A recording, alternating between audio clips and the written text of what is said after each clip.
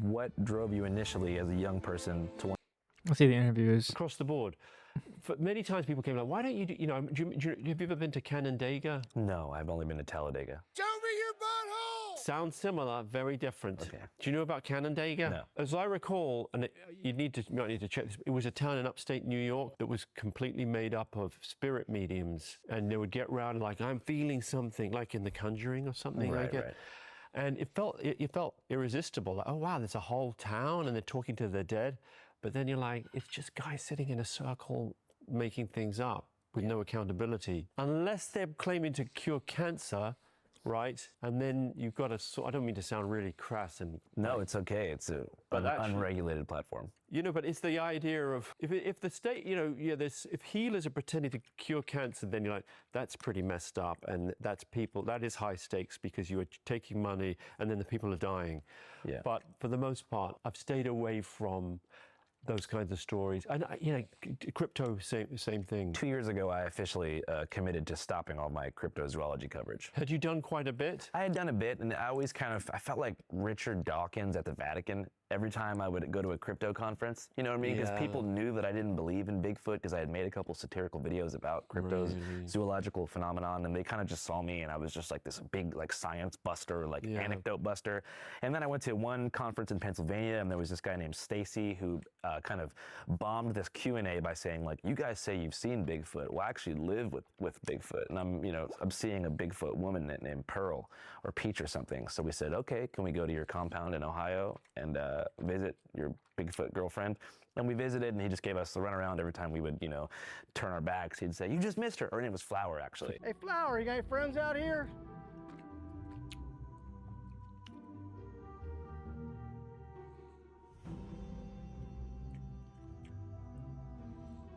Hey, Flower, is anybody out here? It just got to the point where I'm like, I'm not really documenting anything of journalistic value here. It's more just like a mosaic of people's delusions.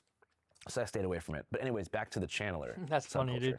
Have you ever encountered Daryl Anka, aka Bashar? I don't think so. He right now is the most poppin' channeler. And he says the alien will return to Sedona next summer. And you can buy a ticket to his conference for $1,700. Wow.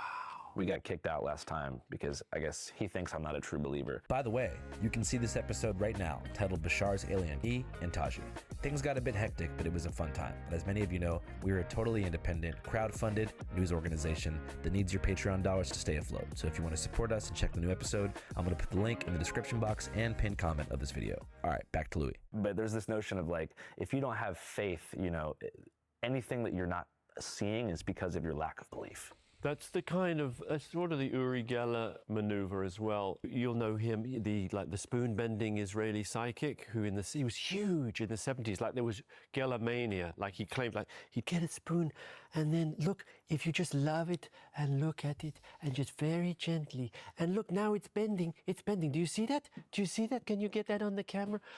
And believe it or not, like that, which is, in my opinion, a conjuring trick, just was like wildfire. Along with the Bermuda Triangle, Cassius Clay, Evel Knievel, it was like one of those pop cultural viral moments. And then the amazing Randy, the magician, turned science debunker, or rather like debunker of the paranormal. Because you're the amazing Randy, a big beard. You expose people that bend spoons. Oh, I'm not bending spoons, jackass. Did a whole book called The Truth About Uri Geller. The Geller maneuver was like, there's too much, no, I'm not feeling it. Randy's point is like, actually, that, for a lot of people, that contributed to his mystique, because he's like, oh my God, well, if he was a faker, wouldn't he be able to fake it all the time?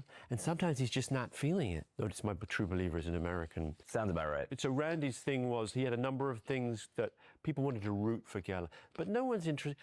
Even when you mentioned the thing about I had this girl and she said her boyfriend was Bigfoot, I was thinking like, I'd be excited to go and meet, like, go to that house. You know what I mean? Like, because you think like, of course it's not true, but a little part of you is like a kid thinking, but what if there is, there's something, or just the performance, the role. I just enjoy the role play. Yeah. Is he here now? The role play. Yeah. You know what I mean? So you like it for like the campy theatrical aspect. There's a performance. It's why I like any of those codified, performative forms like gangster rap or wrestling or the porn industry or even the world of the brothel, or where you take on roles and it's like, are we doing it now? Like, have we started? Bro loves the brothel. Like, can I do this? Like, what are the rules? Like, you know, and I just enjoy, I mean, I don't know if it's the silliness of it or just the strange sense of self-impersonation that you get.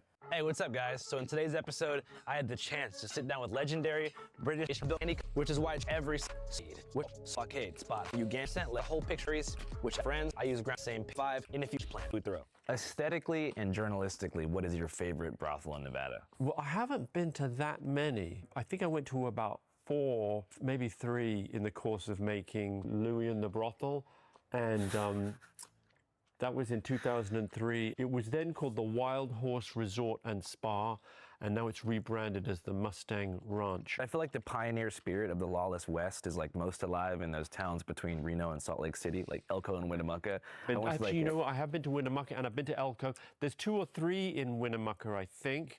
They're downtown. That's why I say it's like Main Street Which Saloon. is very unusual. I went to a cow auction where there was no actual cows, but there's pictures of cows there, and there was like a bunch of guys in rancher hats like knocking each other over, bidding on these cows, and there was a brothel next door, and it was full of the cowmen. It really felt like I was like transported back in time. Yeah. To the free frontier. It's very cool. I am worried that some people in the U.S. might not be familiar with your whole catalog, so I'm going to ask you the most annoying question known to man, which is, who are you? Who is Louis Theroux? Good question. I'm a documentary maker. I kind of, like you were saying before, like in a way covering story, but pre-internet, pre-Andrew Callaghan, pre-YouTube, I was doing similar stories, but on TV. First of all, as part of Michael Moore's TV Nation, and then later on in my own series, starting with Weird Weekends and then a bunch of specials. And the idea is I would try and get involved. And that I was also, I mean, I wasn't intentionally awkward, but I was accidentally quite awkward. And also I think I was a beneficiary of having been picked up by Michael Moore. I'd been working in magazines, and then Michael hired me on the basis of no experience and no real aptitude. I mean, he kind of taught me that time everything I knew for sure. Like the idea of like, oh, we just film everything, which now is common because, you know, digital media is cheap. But back then it was still half-hour Sony video cassettes that you filmed on. So the idea of you just arrive and you film when the moment you arrive and say hello. The first couple I did was about millennial groups that think the world is about to end. The second one was about the Ku Klux Klan attempting to rebrand itself as a civil rights group for white people. They failed. Well, they did then. They're kind of more successful now. They dropped Ku Klux Klan and then became digital influencers. And so you film everything. Boom, true. And the comedy isn't like, oh, I'm going to say something hilarious. It's just the weird process of negotiation, social negotiation that goes on of oh, can we go over here now? I don't want you filming over there. I remember it was on NBC, the show, right? And Michael thought, okay, this guy's pretty funny. I was vouched for by a couple of his writers. I'd been working on a magazine in New York. That was why I had some track record of print journalism. And my friends were like, you know, yeah, Louis kind of funny and it's going to be on the BBC. So Michael, he'd be a good hire for you and you can just send him off. And I did the interview. Michael sent me off to do the first segment. It was about, like I said, millennial groups. I thought it was amazing. Others disagreed. Like, we edited it and some people were like, yeah, this is great. But then I remember the NBC commissioner came along and he was like, I only heard it by anecdote, but evidently they saw that segment and like, this is fucking shit. Really? Who's this British guy? Yeah, who's this fucking British asshole? They didn't say that, but that was the vibe. But luckily, based on the buzz in the office, like from Michael and the team, like, no, Louis, great. They'd already sent me to do the Ku Klux Klan one. So in the Klan one, I'm interviewing these guys. One's called Michael Lowe in Texas. He goes, hey, yeah, come on in. And he made this mistake of, he's like, we don't discriminate. And I said, so you just like white people a bit more? Yes, sir. We don't hate anybody. That's wrong. We just love white people. But he'd left various bits of like merchandise and accoutrements, like paraphernalia lying out. And one of them was like, Ku Klux Klan for the discriminating shopper. And I was like, well, why does it say, you say you don't discriminate? No, sir, we do not discriminate. But why does it say for the discriminating shopper? And discriminating is in red. For the discriminating Good job. Good job. You got his ass, dude. individual. Yeah. Shop is catchy. Yeah. But that doesn't, is that because you discriminate? No, we do not discriminate. No, sir. It's not a pun there. No, of A course not. slight one. Well, maybe just like A little one. That is one of our T-shirts designed. Oh, that's just something they did just 'cause it looked like that. So then we go into another bit, and he's got these Klan figurines giving Nazi salutes. You go, we don't believe in Nazis. No, sir. I'm like, but why is he doing like a Nazi salute? That's not a Nazi salute, so that's a right arm. This is one of the Klan figurines that we sell. Why is he sticking his arm in the air like that? It is a salute. You know, a lot of times the media they'll think that it's a Nazi salute. Okay, Look, it does. It looks a little bit like a Nazi salute. yes, but it is a right-hand salute. He said sir all the time. That was one of my first exposures to Southern politeness being almost like a distancing strategy. A bit like, I'm going to be so polite, it's going to be actually unfriendly. No, sir, that's a Roman right arm salute, sir. That's nothing to do with Nazis. I go, but why is he doing it with his left arm? Oh, they made him wrong. They made him wrong. And then we laughed because it was so awkward. My point is just that it was the strangeness of those tiny moments of awkward social interaction that made it funny, and that led me to getting hired. People don't know this, but I actually developed one of my interview techniques from watching you, which you don't say this is your thing, but I've called it on many occasions the toddler nod. You know, sometimes when a kid's listening to you, but they don't know what to say, they'll go like this. So you're giving people just enough to keep going, but not being so affirmational where they think that you're kind of pulling a fast one on them. And within that silence, they occupy it and they give you the best quote that you're looking for because you've given them the space to trick talk. 'em. Was that always something that And you you had trick 'em. developed, or was that? Was Yeah, there a I'm glad particular they did moment where this, you're like, dude. okay, this really works? I didn't consciously develop that. I do know that I was so you anxious trick and 'em. insecure when I got hired. You know, as Good a job. network TV correspondent, Attacking on, you know, on NBC, the power structure. 23 years old. My main reaction when I got the call from Michael's producer saying, like, we want you to jump on a plane, like, this afternoon and go out to Oakland and interview Harold Camping. He was the first one who thinks the world's ending later this year. I remember thinking, like, oh, fuck no. Like, I was terrified. Yeah. And I just thought, I can't do this. Like, I don't know how to make TV. I don't know how to do an interview in a live setting. Like, I'm going to forget my questions. There'll be a bunch of people, like actual professional camera guy, sound person, producer, assistant producer all around me. And it's going to be an absolute nightmare. And I was kind of afraid of being exposed. Like, I didn't feel like, I knew these guys were barking up the wrong tree, like, ideologically. I'm obviously not religious. I don't think the world's about to end in October, but I also didn't think like I was able to mount a particularly robust defense of like rational values or whatever. I just so badly wanted it to go okay and for the contributors to like me. So mainly, I think I was acting out of fear, and the contributors in turn, the contributors is just the term for like the people I was interviewing, right, would open up and then almost felt a bit sorry for me, I think, because they're kind of nervous as well. Yeah. And they're like, oh, this British dipshit doesn't have a clue, right? So that nod was coming from genuine terror and anxiety. The nod was coming from maybe like, I don't know what to say, or possibly I'm just allowing the moment to settle. Because what I wasn't interested in was what I had to say about anything. And I didn't think my questions were particularly powerful or amusing. Our interviews were so long. Like we would do like 2, 3, 4 hours.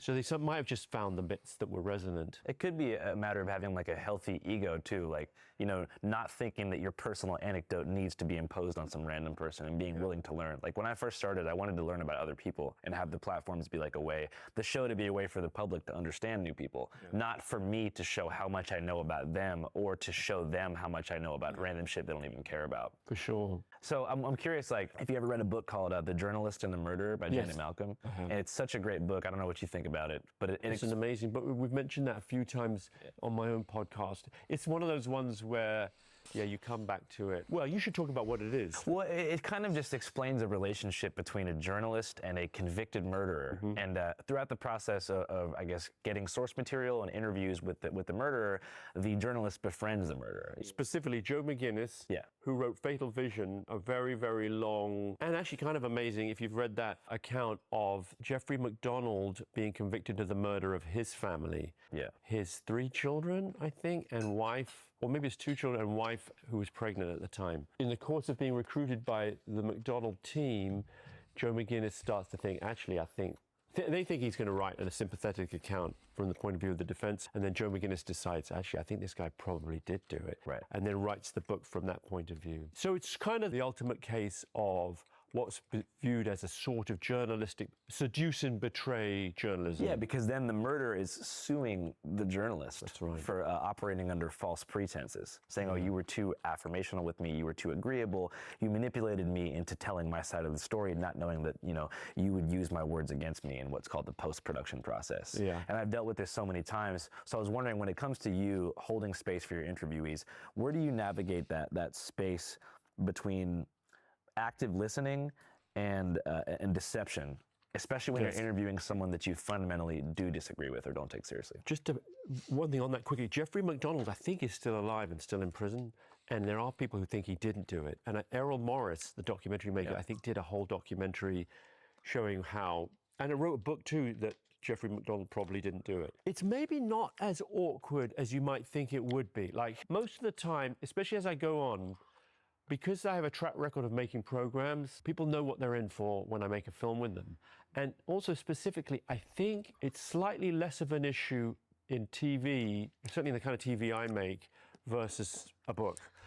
In a book, so much of what you have to do is kind of be the camera for your reading audience. You have to, everything has to be characterized by, you know, whether it's, you know, just words like adjectives or and scene setting. I use minimal voiceover in my programs. I try to let the scenes speak for themselves. And most of the time when people see themselves speaking on camera, they're like, yeah, I did say that. And actually, if you're talking about, like I did a whole program about neo-Nazis.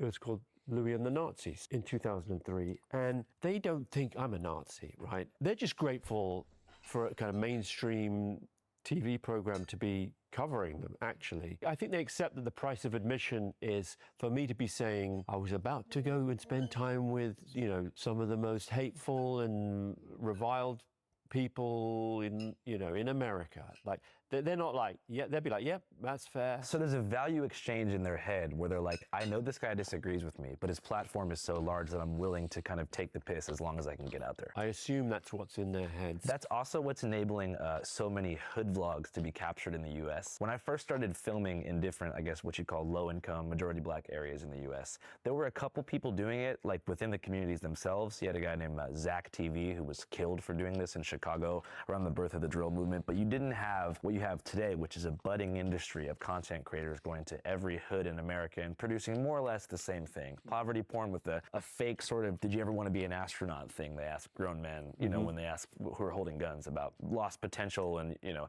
cultural issues in the community or whatever. And there's a value exchange there too, where they're like, I'm going to let people film my hood because I know that content means money and I want money, so I'm going to allow access. Are the vloggers from the area Never. or not? But I mean, that's And now how is the interviewee going to monetize the encounter? through asking to be tagged, through the sort of figuring out how to just even So being, they've all got a social media. everyone's got a presence of social some media kind. platform, and now we're in this different era where journalistic access is now at its maximum because of everyone's a content creator, but it's sort of forcing the interviewer to be collaborative with the contributor. That's right. But for you, you mentioned that the existence of fair reporting made it easier for you to get access.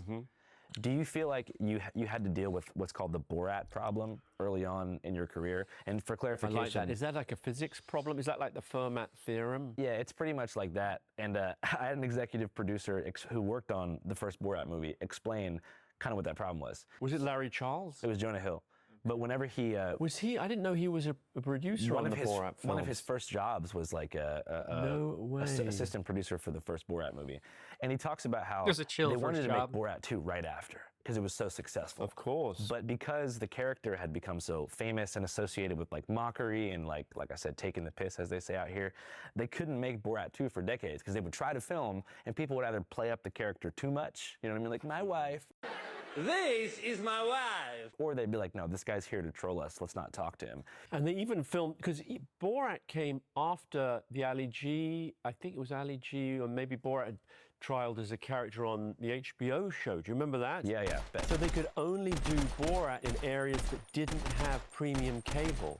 Did you know that? No, I didn't So know the that. areas that they filmed Borat the movie in were ones that hadn't been served by HBO because they were like they hadn't been exposed to the character. So they couldn't make Borat 2. So your question is like, did I have a Borat problem? Did you kind of, because you started off not like as a prankster, but your work has gradually gotten more serious. But there was definitely people who might have felt the tone was not entirely serious, or that had a sort of an agenda. And so the question is, was that pivot toward more serious coverage a precaution that you took because you didn't want your access to be limited in the future, or did you just kind of naturally mature with age? It was a natural growth, and I think after a while, it was really simple in one way. There was kind of a fork in the road.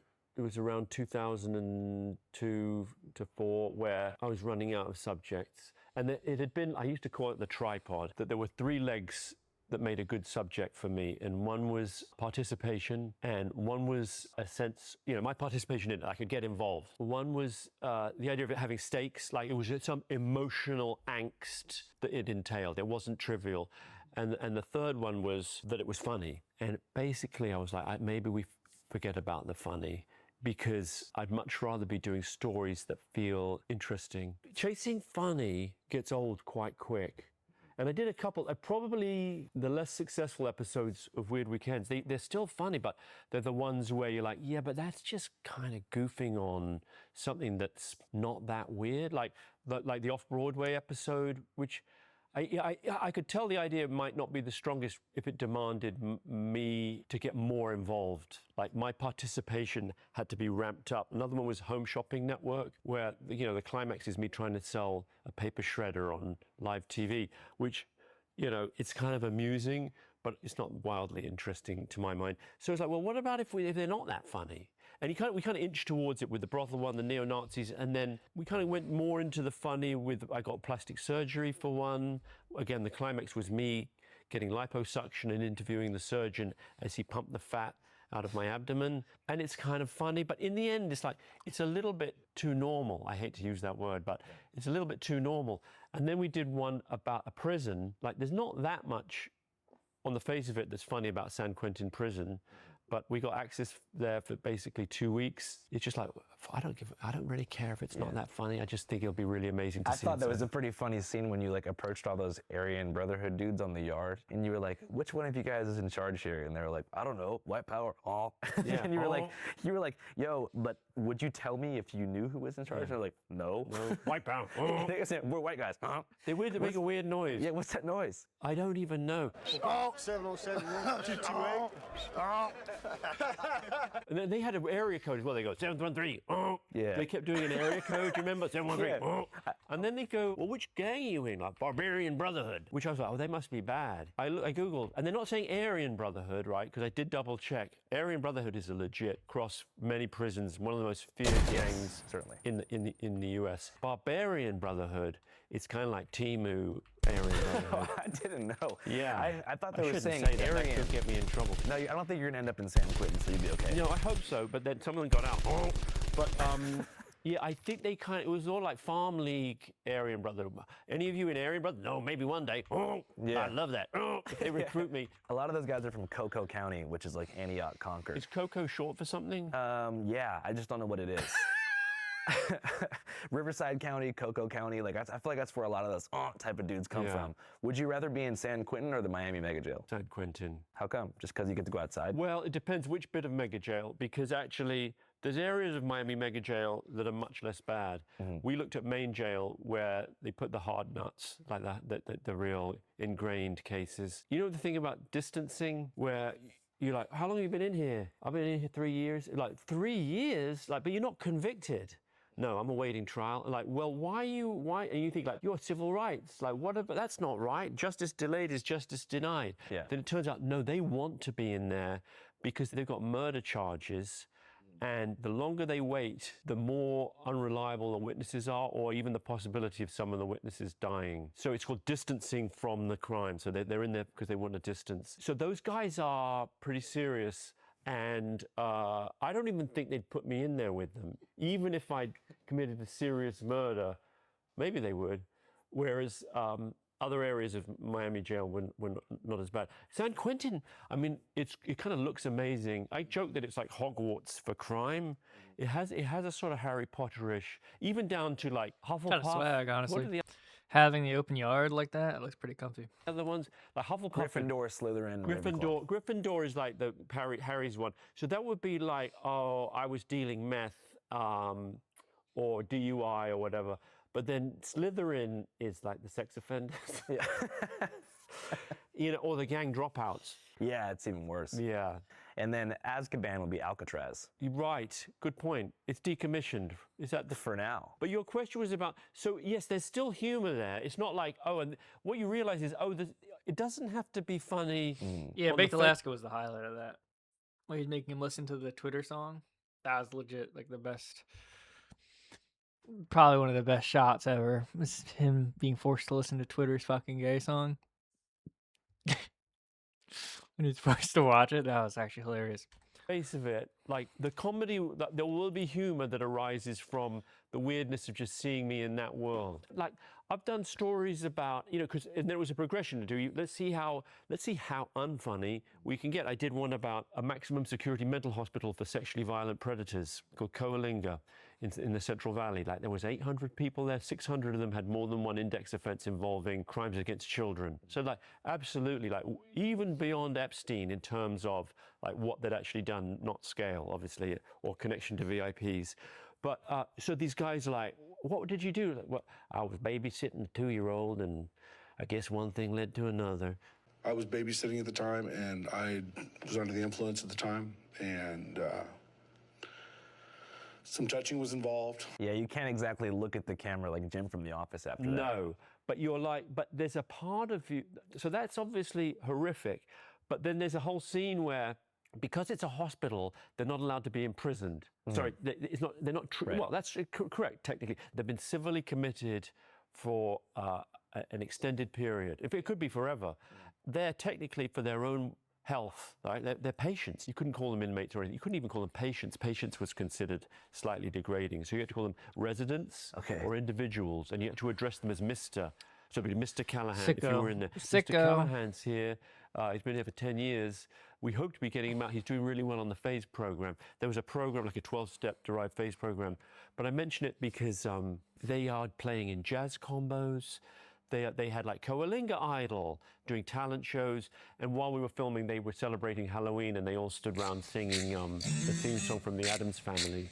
And there is a very dark comic dimension to that. Yeah, certainly so. Yeah. So even though like it wasn't funny in the sense of the previous work, It wasn't there's funny. definitely a dark element of It's not like broad physical comedy. convicted pedophile Addams Family cover band. Yes. Yeah, I got contacted recently by a non-offending pedophiles group who were like moving onto an island so they can stay away from kids, and they invited me to hang out with them, and I just off principle, given the Epstein moment, had to not respond. Really? Yeah, I was like, well, you know, I just first of all, it sounds like a bad time, but journalistically stimulating. It's interesting, like getting out of your comfort zone is obviously part of what works. Yeah. You don't want to see someone too comfortable. Like, why would I want to watch that? Like, there's got to be some conflict, like some feeling of like a collision of worldviews and values, right? And you know, you can see someone on a porn set and it's kind of weird and interesting, but then if you see a kind of googly, geeky, like British guy, like looking on as the guy struggling to get wood, there's something about that dissonance that creates an interesting flavor, right? You're talking about JJ? Well, that's one, in that case I was talking about JJ. Just because you had a hard time in the military, that doesn't mean you should just say, well, porno is the only thing for me. I finally found somewhere where I like being. And in the case of like pedophile, non-offending pedophiles, I think it's very high risk because, I mean, I was aware of it at Coalinga, like I got to really manage my tone. Like I need to project the necessary sense of distance and disapproval. Is there a general moral line where you feel like it's your responsibility to the audience and the interviewee to disclose your opinion about a certain matter? Yes and no. Like, I think maybe the main thing I'm thinking of is actually for the program to work, you need to make it clear where you stand. Beforehand or on camera? On camera. So there's quite a few moments in the film where I say, like, you know, you do realize what you did is the most horrific thing people can really conceive of. And there's many people who would want to see you killed. I think that's the opening, that's the cold open. Yeah, it's appropriate for the context. And you sort of need to go there a few times, just so the viewers can relax and be like, okay, I'm in safe hands with this presenter. I did another one about pedophiles living in special accommodation in South LA. It It was called Among the Sex Offenders. Did you ever see that one? I saw clips of it on YouTube. Full disclosure, there was a character we shot with who'd done some horrific shit, and it didn't make the cut because it was just too heavy. Are there any other notable subjects that you have removed from the cutting board and haven't published their interview because you felt like you didn't even want to give them a large platform? Yeah. But it's usually, it wouldn't be like, I think it's possible that it's not necessarily about the morality. Maybe that's obvious. Like in San Quentin, we talked to a guy who was like, he was called David Silver. He talked about being on a spree of breaking and entering and tying people up and torturing them and burning them. And you can see even in his face, he seems, I mean, this might be a subjective judgment, but he seems quite pleased with himself. I go like, did anyone die? He goes, nobody died, but a lot of people wish they died. And you're like, wow. And like, are you getting a thrill? I don't know, that might be wrong, but that was the slight sense I got. So it's not about like, oh, someone could be a sadist and do a bunch of horrific things, but you could include it.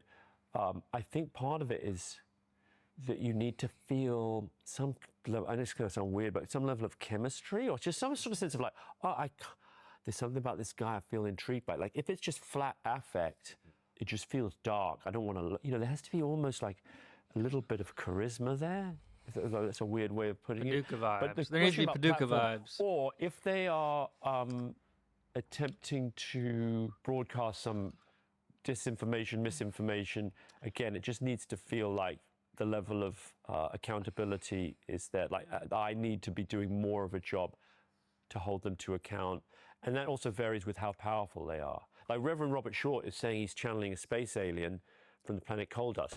That is factually incorrect, I would argue. Nevertheless, we gave him a platform to broadcast that disinformation because it was so evident and because no one is gonna, I mean, one or two people might have seen that and be like, that guy's, he knows his shit. I'm gonna go out there and pay him some money. But most, tens of millions would not think that. But if it was someone like Alex Jones, there would be more responsibility there to challenge and to disrupt the narrative. Yeah, I think that back in 2017, what some people call Woke War 1, or just Woke 1, Woke 2 being 2020. Nice, I've never heard that. They would call it, or the Reckoning 1 and the Reckoning 2? Well, Woke 1 and Woke 2 were quite different, but Woke 1 was big on anti... Is that your term? I've seen it on Twitter, I just know what people are talking about. Because they call 2020 the Reckoning, right? Have you never heard that? I thought it was the storm. There's a few things to call 2020. I call it Fahrenheit 2020, hell year, or I call it year one. But there's this whole idea of platforming problematic ideologies would somehow signal boost the spread of harmful rhetoric, and it would make people more powerful. I was going to say 2017 was the Me Too, but then 2014 was Ferguson. I guess I mean when Trump got Which woke war was that? Okay, I'm talking about the post-Trump election woke war, where it was like, okay, Trump's in power now, time to get serious. It's not time for jokes. We have to combat the rise of this kind of comedy by we need to fight this now. any means necessary. Okay. And I think now we can look back and see that those efforts were a failure. Because while it was true that you were able to push certain subcultures underground for a certain period of time onto alternative platforms like Rumble, Parler, and Gab, boom, the backlash is like Elon Musk buys Twitter, and these same people who were doing big numbers underground are now absolutely dominating the internet. Like whatever was pushed down back during one is now up in the post-war era. Interesting. I talked to John Ronson about some of this. He's a documentary maker and writer who spent time with Alex Jones way back, like late 90s, and they went to Bohemian Grove together undercover in a kind of baptismal moment of, Alex COVID Jones' was case, crazy. maybe. The Great Reset already happened. Yeah, COVID was. People don't realize it yet, but you still gotta do stuff. Gotta make money. Gotta do stuff.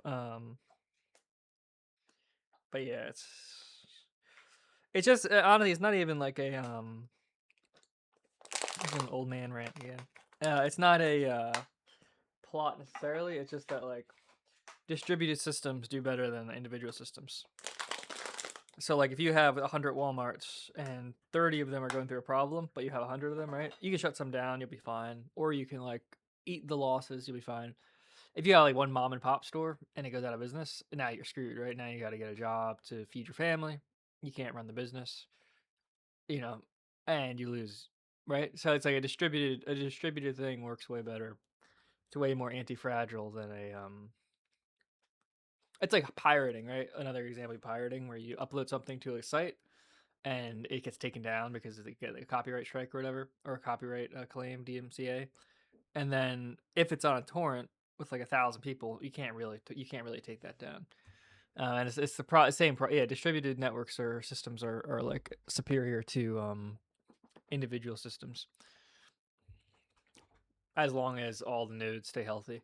Like if you only have one healthy node, then it's gonna fail. And that's the same thing with social groups. If you only have one person doing well, that social group's gonna fail because eventually that person's not gonna do well. But there'll be nobody left to really keep it going. Red pilling, kind of, or turbo red pilling, and then with Ronson, it was this other exposure to, well, he turned it into a best-selling book called Them. When he was being trolled by Alex Jones followers, and then Jones was completely deplatformed, I guess 2017. Yeah. Like all the harassment and shit he would get went way down. Like he was like, they kind of turned the spigot off. I guess the question with turning the spigot off is, you know, it might not be coming out there, but it's coming out somewhere else. Well, now, as I kind of mentioned during like our previous podcast on your show, which I hope people watch as well, is that for me, especially post Epstein files drop, and even in their redacted form, it's almost impossible to talk about conspiracy theories in the same way that we did before. Because we now know that amongst, you know, all the stuff that wasn't true, like chemtrails, Pizzagate, Flat Earth. Yeah, all I don't these really kinda, think they like, New distracted Age people. I think it just is what it is. Like the crypto stuff, the GameStop, that's just people being desperate. Like that's, you know, people not having good opportunities. And I once again, I don't really think that's like I think that's an environment. And then just like the same thing with Hitler, whereas like I don't think he was a very particular type of person, but he wasn't it wasn't really a plot. It's just like the environment it lended itself to somebody who is going to be um extreme in a sense, right? Where it's like the economy's failing in Germany, they just got a bad deal, like they're suffering, they're miserable, and then there's like unrest, and so it kind of lends itself to that sort of like, oh well, this person's a strong man, this person's like going to give us autonomy back, that sort of thing, and so you end up getting a platform, right? And it's the same, you know, I think it's the same thing with crypto or not to compare crypto to Hitler and GameStop, where it's like, oh, there's no real path forward. I can't, you know, it doesn't matter if I work a job. Like, yeah, I'll have X, you know, I'll have 10 grand in savings. I'll save up $20,000 or something, $30,000, but it's not going to tangibly change my life. Like I'm falling behind, right? I'm not like being able to acquire capital and acquire like assets. I'm acquiring capital, but I can't acquire assets with the capital because it's not enough. Let me now put that, you know, into a risky investment or a risky thing to try to afford nice things, right? To try to progress because people want to progress in life. It's like with like the game, for example, like the stuff I'm working on, like I'm trying to progress and make things like no matter what it is. If you're like drawing every day, you want to get better at drawing. If you're writing, you want to get better at writing. If you're running a business, you want your business to do better. If you're in college, you want your grades to do well. You want to progress, right? Get your degree. All that stuff is, you know, a natural sense of progression. And I think there's a lot of people who there isn't really a sense of progression. There's a sense of falling behind, especially during that time where it's like you're locked in a house, that sort of stuff. And it just naturally lends itself to, well, what can I do? I can't go outside. I can be at the computer. You know, well, if I have a lot of money, then I can be comfortable. Well, how do I get a lot of money? Well, there's no real way to make a lot of money. Well, what about crypto? What about, you know, NFTs? What about all that stuff? And why are you dressed like Squid Game? Because that's what life is like, dude. Yeah, I don't really think it's a conspiracy, honestly. I think it's kind of just a natural thing, right? Where you put somebody in like a maze. You don't have to have a conspiracy to be like, well, how do I do it? And then also because there's more people looking to do that sort of stuff, now there's way more of an audience, way more of a financial market to exploit or extract money from. And that's when you get like pump fund, you get crypto, different people launching crypto coins, NFTs, all that stuff is all that stuff is like because now there's a market. If there's not a market, no, you don't really see people launching NFT things now because there's nobody trying to buy NFTs. So you don't need to necessarily think of it in terms of like in terms of that. You could look at it in terms of like now there's people who are running clipping things. They're running clipping things and they're trying to set up, you know, a clip farm for whatever, a network for that sort of thing. And that's kind of like that's an example of like an incentive structure. It's really just incentive structures, and like there's energy, where does it flow? It's kind of like electricity, where it flows down the least path of least resistance for everybody. And just the systems, their way they're set up, the way they've evolved, they're kind of like there's a lot of failure modes, there's a lot of problems apocalyptic with it. woo stuff that was really popular around the pandemic and beforehand. All of that was kind of sprinkled over top of the Epstein reality to make everything seem really stupid. And I even think some of these people may have been compromised in some way by the government. I think that they were algorithmically promoting ridiculous conspiracies to create a sort of like disinformation watchdog campaign on the left, and then create useless rabbit holes on the right for people to jump down. You think that that's on purpose, that this is like some sort of a grand design to get us to be desensitized to the idea of demons eating babies? Yeah, for sure. Like geometria calculators, you know, QAnon drops. But now it appears that most conspiracy theories that hatched during woke one. Yeah, I don't really think it's. I think it's a systems of control kind of evolve, and they get they kind of just play out. They kind of just play out. They get when they're created.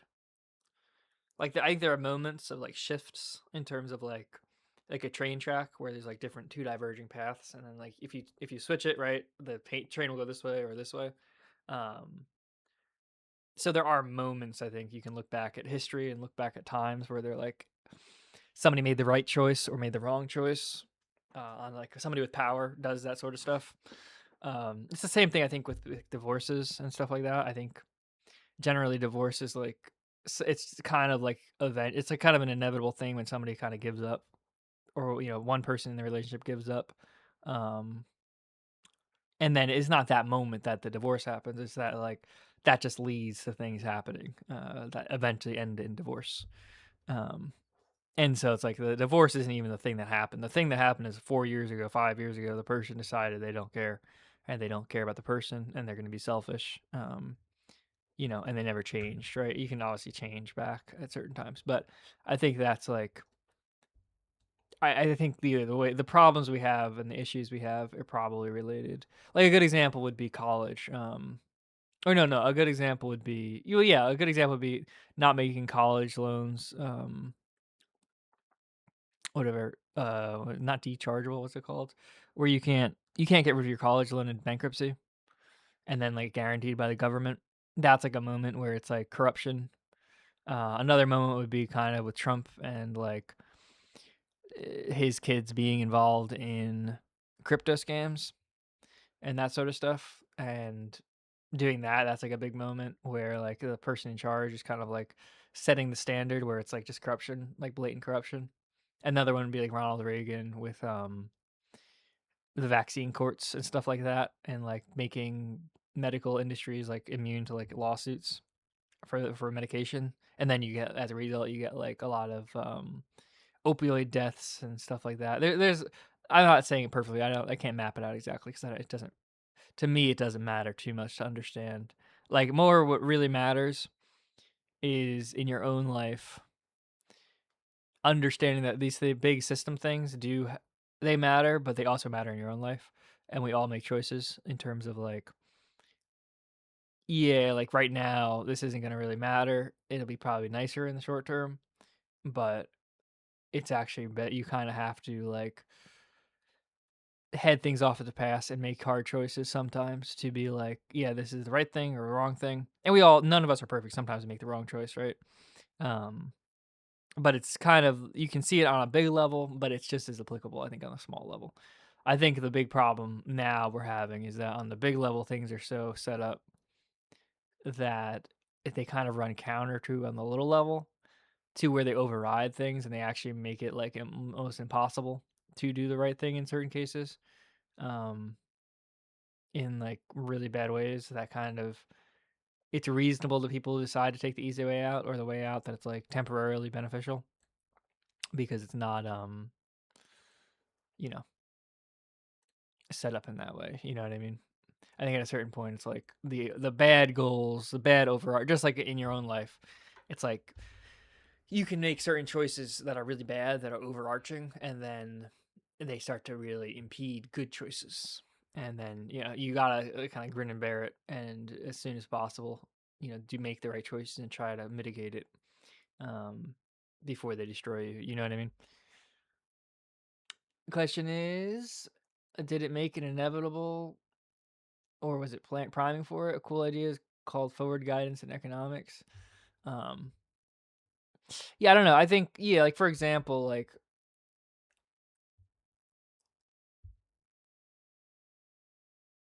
tying yourself to internet stuff is like a bad idea, because it's like, or like streaming stuff, because it's like that stuff is going to get worse. It's like already pretty bad. It's going to get worse, and so to invest yourself in the ecosystem is necessarily going to cause you to need to like interact with people you shouldn't really interact with, behave in ways you shouldn't really behave, that sort of thing, to retain relevancy, to retain whatever. It's the same thing with a lot of like the tech stuff, where it's like interacting with a lot of tech stuff and the way people think about stuff. It's always about money, and it's always about like certain things that are probably not that healthy for society. And the more you get involved in it, the more you get like tied into it, the more you are essentially beholden to it. And then if it gets worse, you kind of have to find things that are like good and kind of get involved in it and invested in them and work on them, because those things are like going to be good to get invested in. So for example, with the AI stuff, I think it's like good to get invested with it and good to focus on it, because it's going to get better, it's going to get cooler, and it's just going to get more and more influential and meaningful in terms of like outcomes. And so basically that's kind of like what you have to do. It's going to happen, so you have to kind of put yourself in that situation, if that makes sense.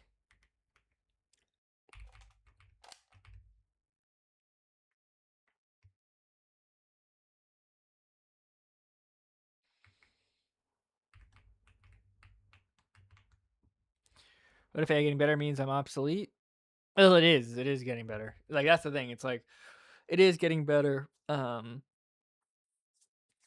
And so you kind of have to like for me, like in terms of it getting better, I'm trying to branch out with what I'm doing.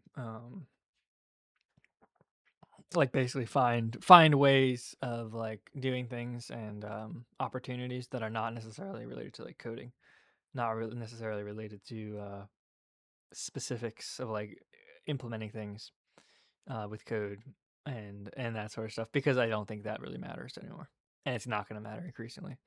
So you kind of have to figure out like what is you have to go where stuff is going to be, if possible, like designing. Yeah, if you don't embrace the tools which define the future, then you have no say in the future. Yeah, like designing. Yeah, like designing all that stuff. Like an event horizon. Yeah, I think we're in the event horizon.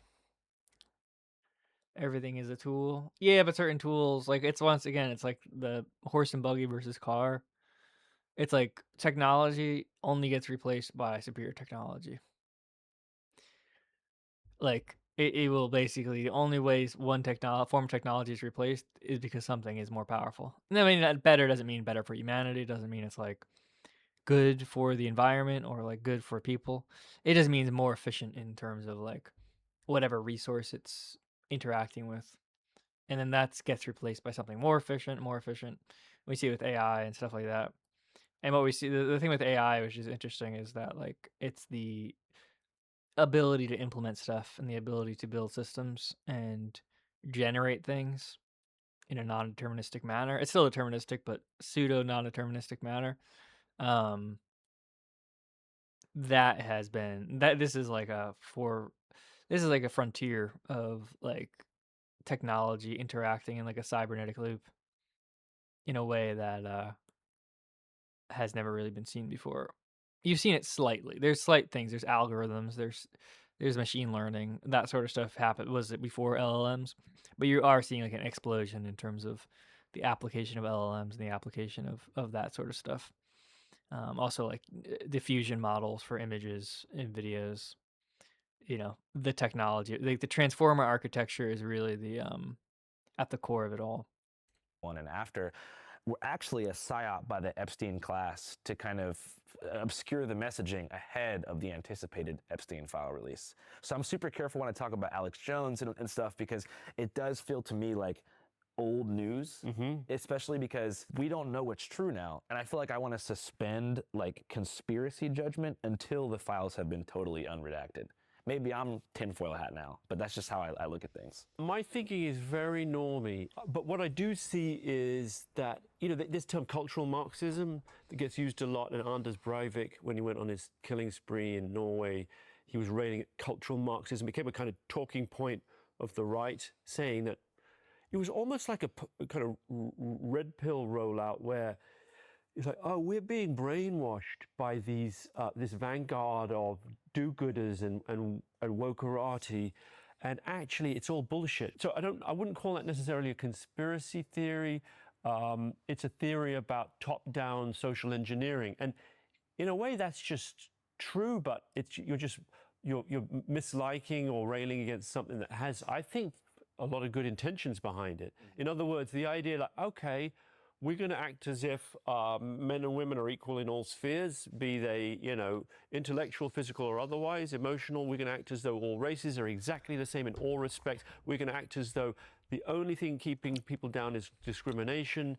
And that may or may not be true, but it's an honorable template to have for social renewal. The backlash against that, which has informed so much of our current politics, has been huge. And I think we're in a strange position now of trying to figure out which bits of discourse we police and which bits we don't police, and to what extent we can allow free speech to, you know, so-called or algorithmic regulation or algorithmic non-regulation to dictate how we think about the world. Does that make sense? Yeah, and I think it connects pretty well intellectually to the recent documentary that you put out about the manosphere, because all these conversations are pretty connected.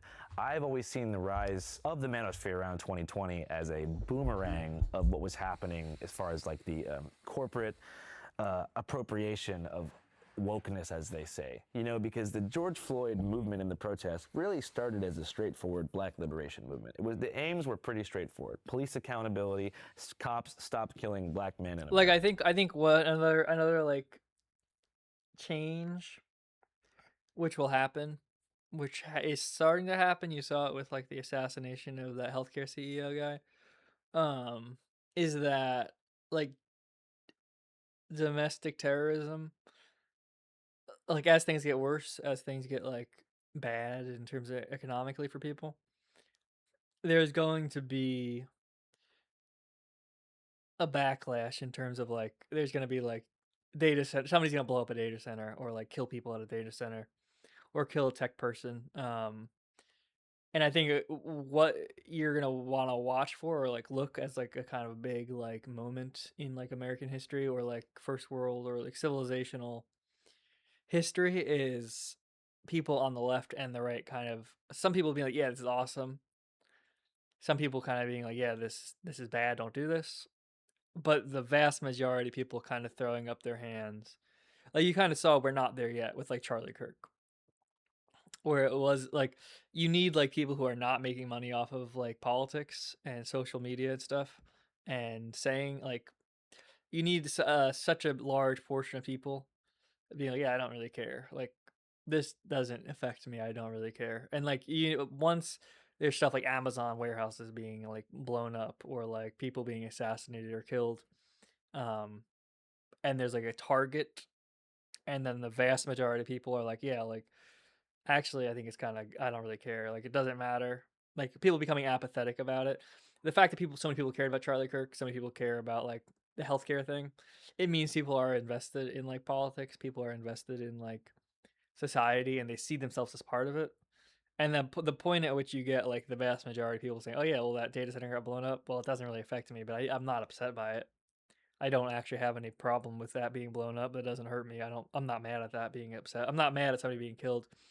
I think that's the moment when society has flipped to a point that's like irrecoverable. And I think that will happen. I don't think they were there yet.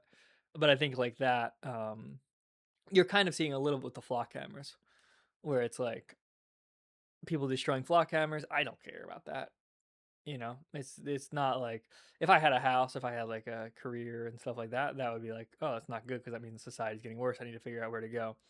But I think if you can once you get to that point of societal decay, I think that is like a change in terms of once the average person doesn't see politics as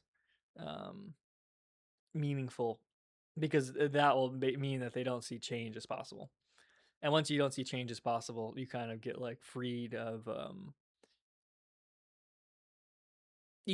like participation. Because right now, like people are like laboring under kind of like the idea of politics, in the sense of, oh, commit violent actions, or like vote, or that all that stuff is kind of illusionary in the sense like what you have is kind of like your friends, your family, your projects, that sort of stuff.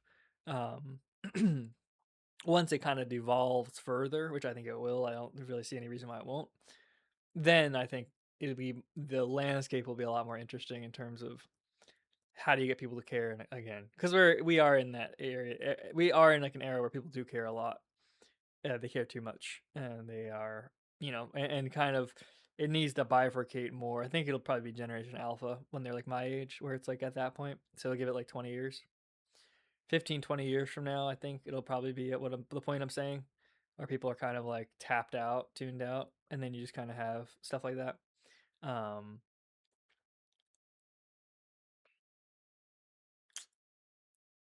Phenotype is the phenomenological expression of our biology. It can be both. Well, technology is and how people use it.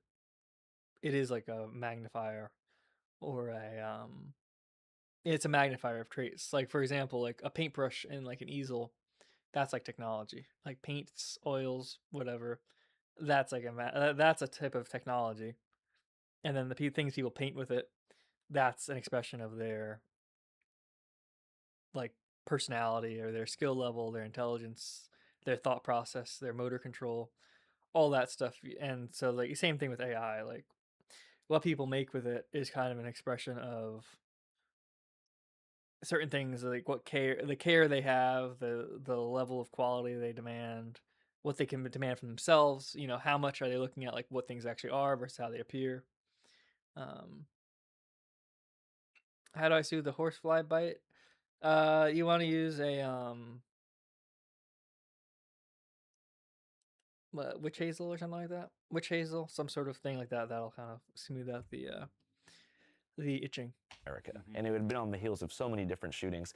Quickly, it became something totally different. It was co-opted by, I think white suburbia, and specifically like the gentrified corridors of America, found a way to bastardize it, and then corporations got involved, and you saw a sort of like a tech enforcement. Out of a sense of like almost like social vanity, like wanting to co-opt a sense of like social virtue. Well, for one, the tech establishment, the corporate establishment at that time was left-leaning already. But they saw a significant market value in pivoting that way. You had like the Black Square Challenge. You had all these, you had celebrities in Hollywood doing these paid campaigns to raise money for NGOs. And you had a lot of rhetoric online that was sort of extreme, being directed toward the boogeyman, which was like the cisgender, straight, white, American, Christian, able-bodied man, which happens to be the largest and most powerful group in the United States. So especially the young people, plus isolation, I feel like really gravitated toward the manosphere stuff that was being promoted in the algorithm. And I feel like your documentary did a good job of explaining the actual industry and the economic system and grift behind the creators themselves. But I saw things from a ground level, like lonely 16-year-olds and younger being like, I'm being told that I'm bad, and I don't understand why. And these guys are telling me that I'm actually good, and that we're under attack. I'd buy that. Yeah. The challenge is it's tough to make a documentary that looks at lonely, alienated teenagers where they feel a bit left out of the conversation. And I'm fully in favor of Black History Month and stuff like that. But if you're a white kid, it can feel awkward, I think. I mean, as a father of 3 white boys, it's obviously a subject that I kind of see in my own home. So we kind of looked at the influencer economy and the way in which grievances were being weaponized in order to just become wealthy, right? In a dream scenario, I'd love to have been able to cover more of the tech substrate, trace the lines to which platforms and what, you know, it gets a little dry. It can turn into a PBS documentary quite quickly. JF? I don't you know, think which so. platforms are they mostly streaming on? Who's programming the algorithms? The thing is, you end up in a kind of clean office in Silicon Valley with techie guys bending over computers. You know what I mean? But yeah, absolutely. And the grassroots part of it is valid too.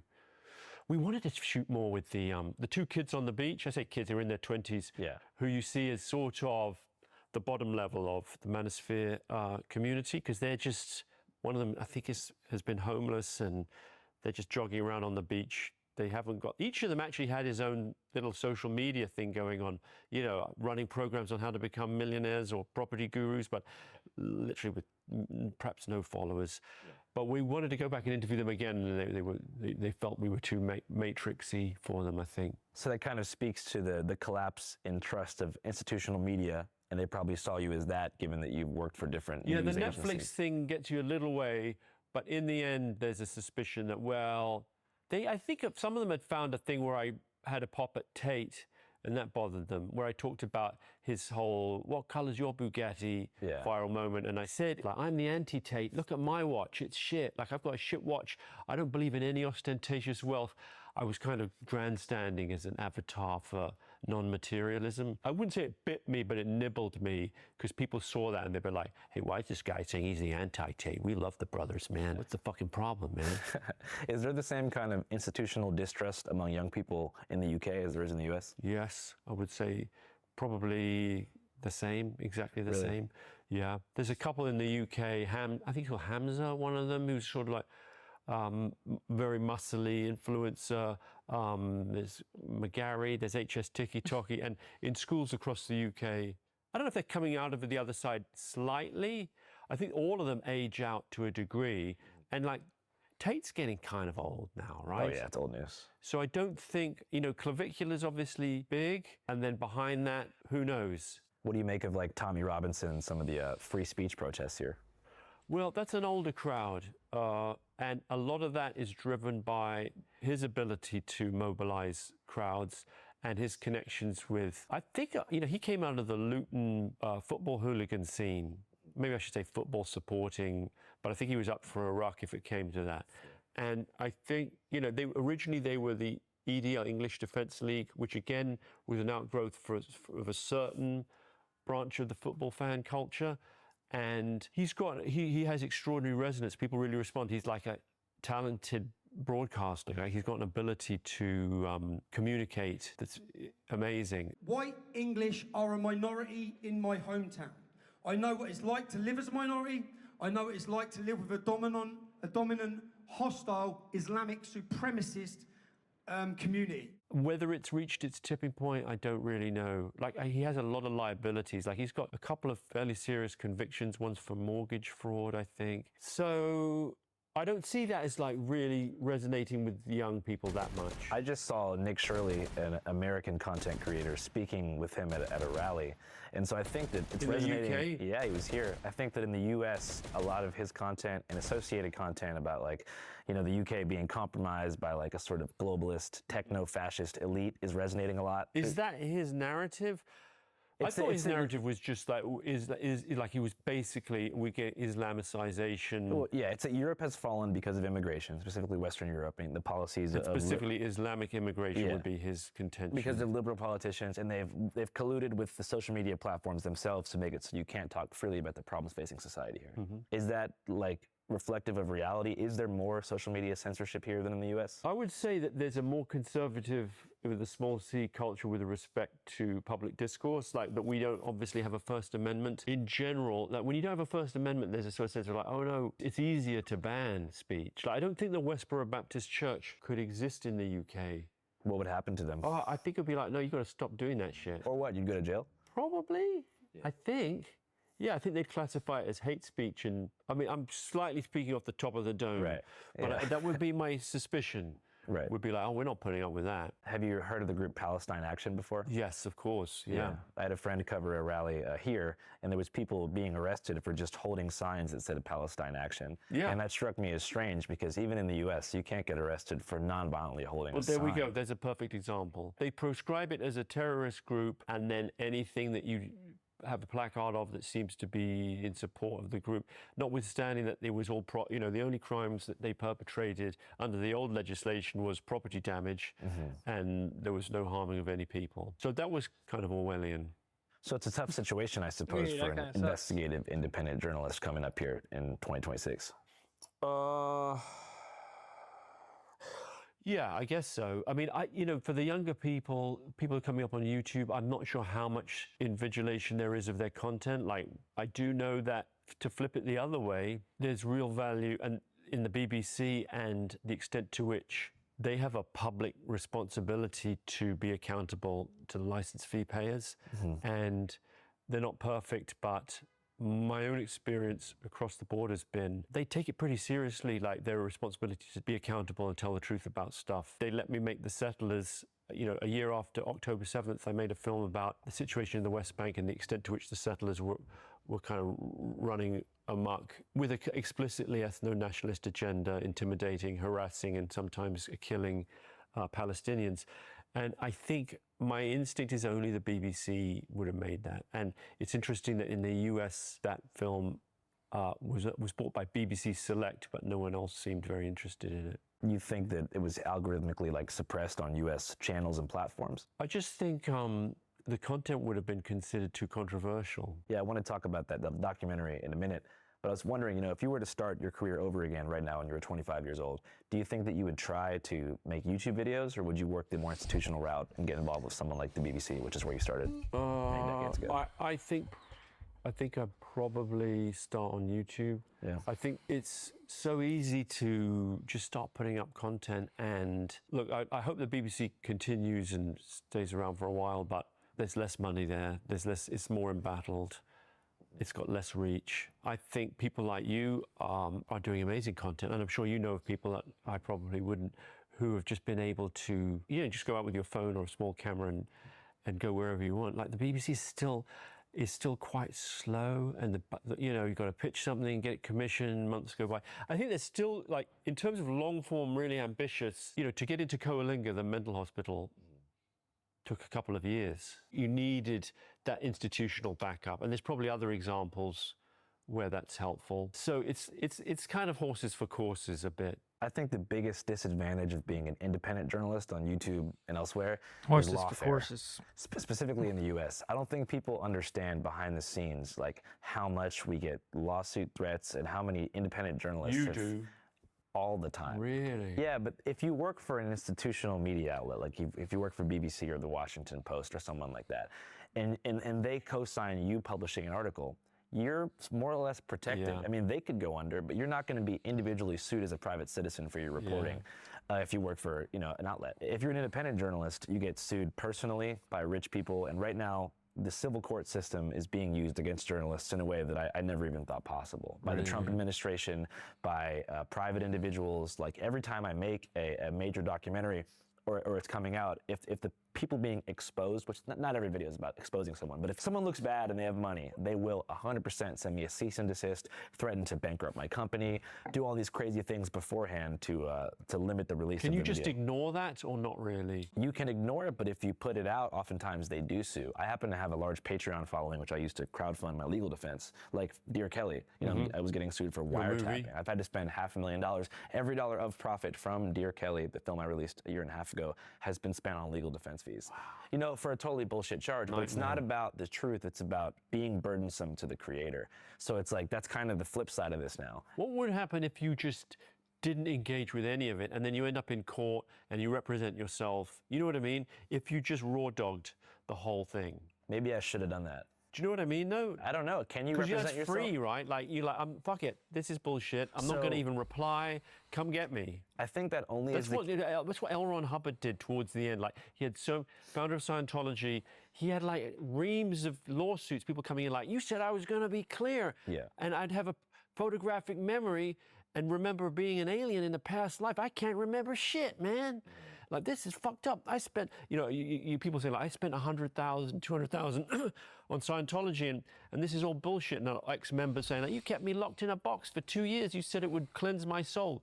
These are fictional examples. Right. But he ended up just hiding out in, like, a guy's house just to evade all the That legal sounds like a good life. process servers. Yeah, isn't That sounds like a good life to have.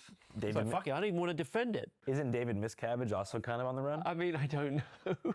You can have that lawsuit as well if you want. I say no, he isn't. Have you ever been He doesn't sued? do a lot of public appearances, though. Joining us live tonight is David Miscavige. Mr. Miscavige took over as the head of Scientology in 1987 following the death of the church's founder, L. Ron Hubbard. There's tons of litigants who would love to drag him in for a deposition, and he successfully managed to not do that. Have you been sued for your words before or your reporting? Probably. Like a lot of that, another privilege of working with a team and the BBC, some of that stuff doesn't even get to me. Like, we're getting sued, I think, on the Manosphere film, and they're not even telling me about some of it. Like, one of them, though, is a guy who, we thought he was AI. There's a scene where, What do you mean? there was a scene where we're on the Fresh and Fish podcast, and Great- they show great program. a clip, like there's a clip of a scientist, and then Myron Gaines from Fresh and Fit is saying like, here, I want to see this is interesting. And the guy pops up on the video, goes like, did you know that when you have sex with someone, that for a woman, some of that DNA will stay in the body for years? Did you ever wonder why some women's children look like the partners they had years earlier? It's because it's their DNA. Women absorb and retain the DNA of every man they've been with via sperm. A woman's past men leave a permanent biological imprint. Ever wonder why some kids resemble an ex more than their father? So ladies, your past doesn't disappear. Every man leaves a mark on your body and your future children. And I say something like that, no one believes that. No one. I said, you know, when you hear about disinformation or misinformation literally on the true, internet, but- people talk yeah. about that. This is what they're talking about. And that guy, like I said, he looked so weird, he didn't really move properly. And we thought, oh, he's probably an AI. Mm-hmm. And he turns out either he's not an AI or we're being sued by an AI. Because a lawsuit came in for like, I don't know, 50 billion or something, quite a lot. Wow. Maybe it was 1.5 billion. It was definitely over $1 billion. And eventually they send these, like, we unequivocally reject the idea. It was a tweet that I'd sent about David Miscavige. And it was a retweet. I hadn't written it. You know when you retweet an article, sometimes it auto-generates a small headline? Sometimes. Not for me, but maybe for you. Sometimes you like retweet and it'd be a review. Anyway, it was a review of my Scientology movie, like positive review, and the retweet went beep, and I didn't see it till later. So it was a long legal back and forth. Quite clearly, it has to be read in the context of the article, which is not saying that and making legal arguments. So it went away, but it cost like 15 or 20,000, I think. Okay, so you've gotten sued by Scientology and They didn't sue, they threatened. Okay, but Yeah. you didn't have to go They to... sent a legal letter saying, like, unless you make an unreserved apology, we will be considering our options. So I assume you don't want to comment on the whereabouts of his wife. Shelley Miscavige. Shelley, I think, is in a facility near Lake Arrowhead. I think it's San Bernardino County, up in the mountains. At the Gold Base? It's not Gold Base. I can't remember what the name of it. I think it's called the Lake Arrowhead facility. Maybe Okay. it's at the CRT, Center for Religious Technology, where I believe, among other things, they transcribed the complete works of L. Ron Hubbard onto titanium scrolls or titanium tubes, so that they're preserved forever.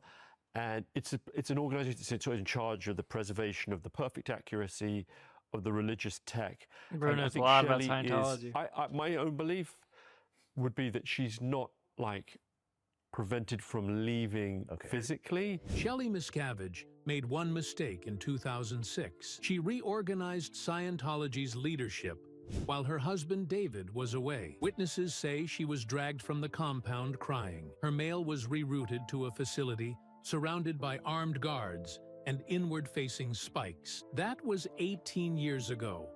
No one has seen Shelley in public since. I think she's there's some level of complicity in what she would regard as almost like a kind of process of spiritual seclusion, like a monastic withdrawal.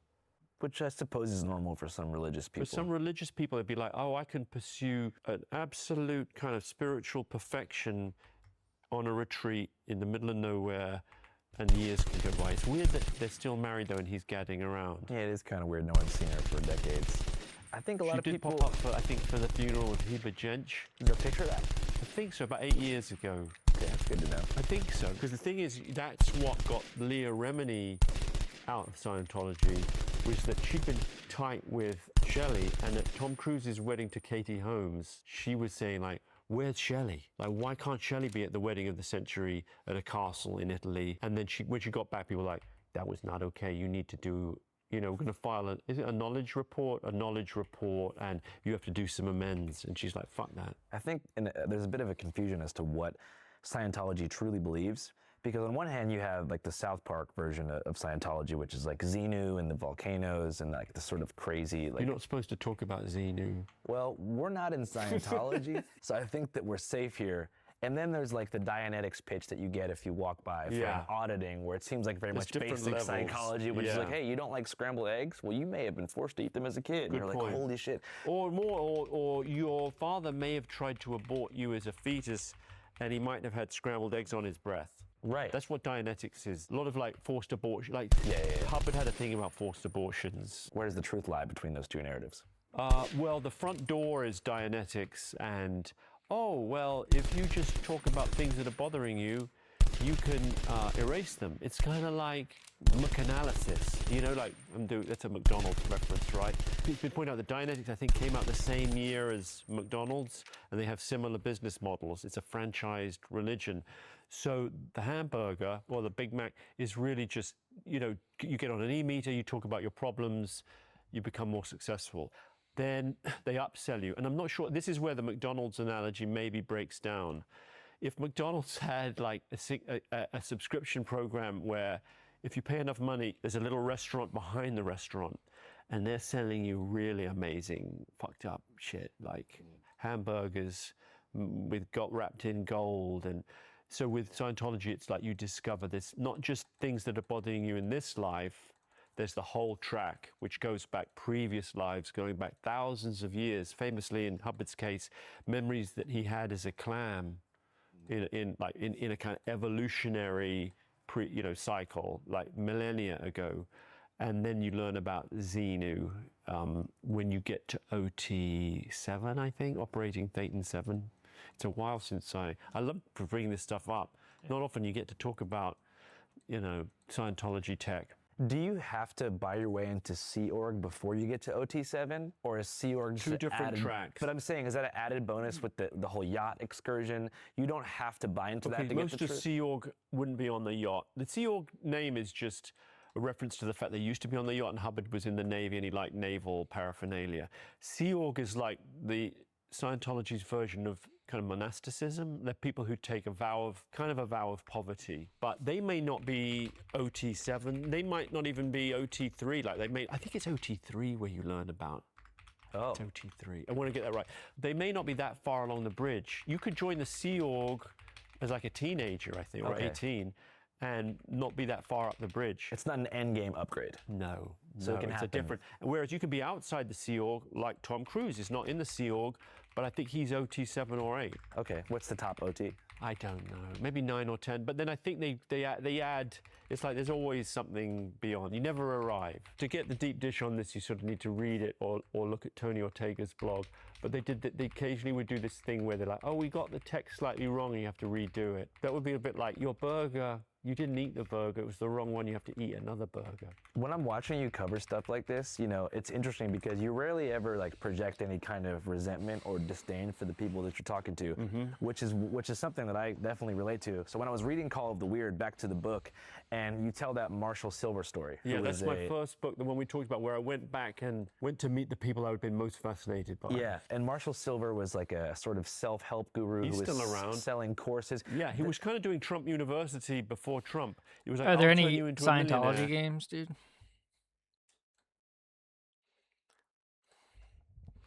Scientology video game. 16 years ago called Beelzebub. Battle of Operating Thetans. Get ready for something extreme! Coming soon to your Xbox 360. Every level is totally extreme. You must travel through the hills of Hollywood, collecting money and fighting off the aliens in your way to keep from reaching the next level. But in order to get there, you must battle an OG.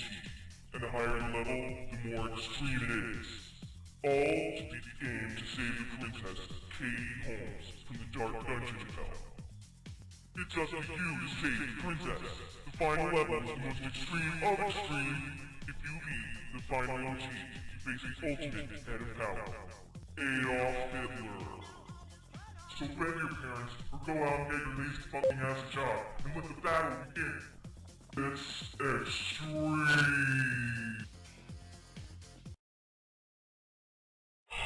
God, that game is awesome. I have a surprise for you in my pants. What? Damn. You'll like it. Just reach on down there and see for yourself. All No! sorts of No, I surprise. do not want to see what's in your fucking pants. You're disturbing, hideous, and you smell like fucking pee. There. Put that in your fucking pipe and smoke it. Unbelievable. Where the fuck is Todd anyway?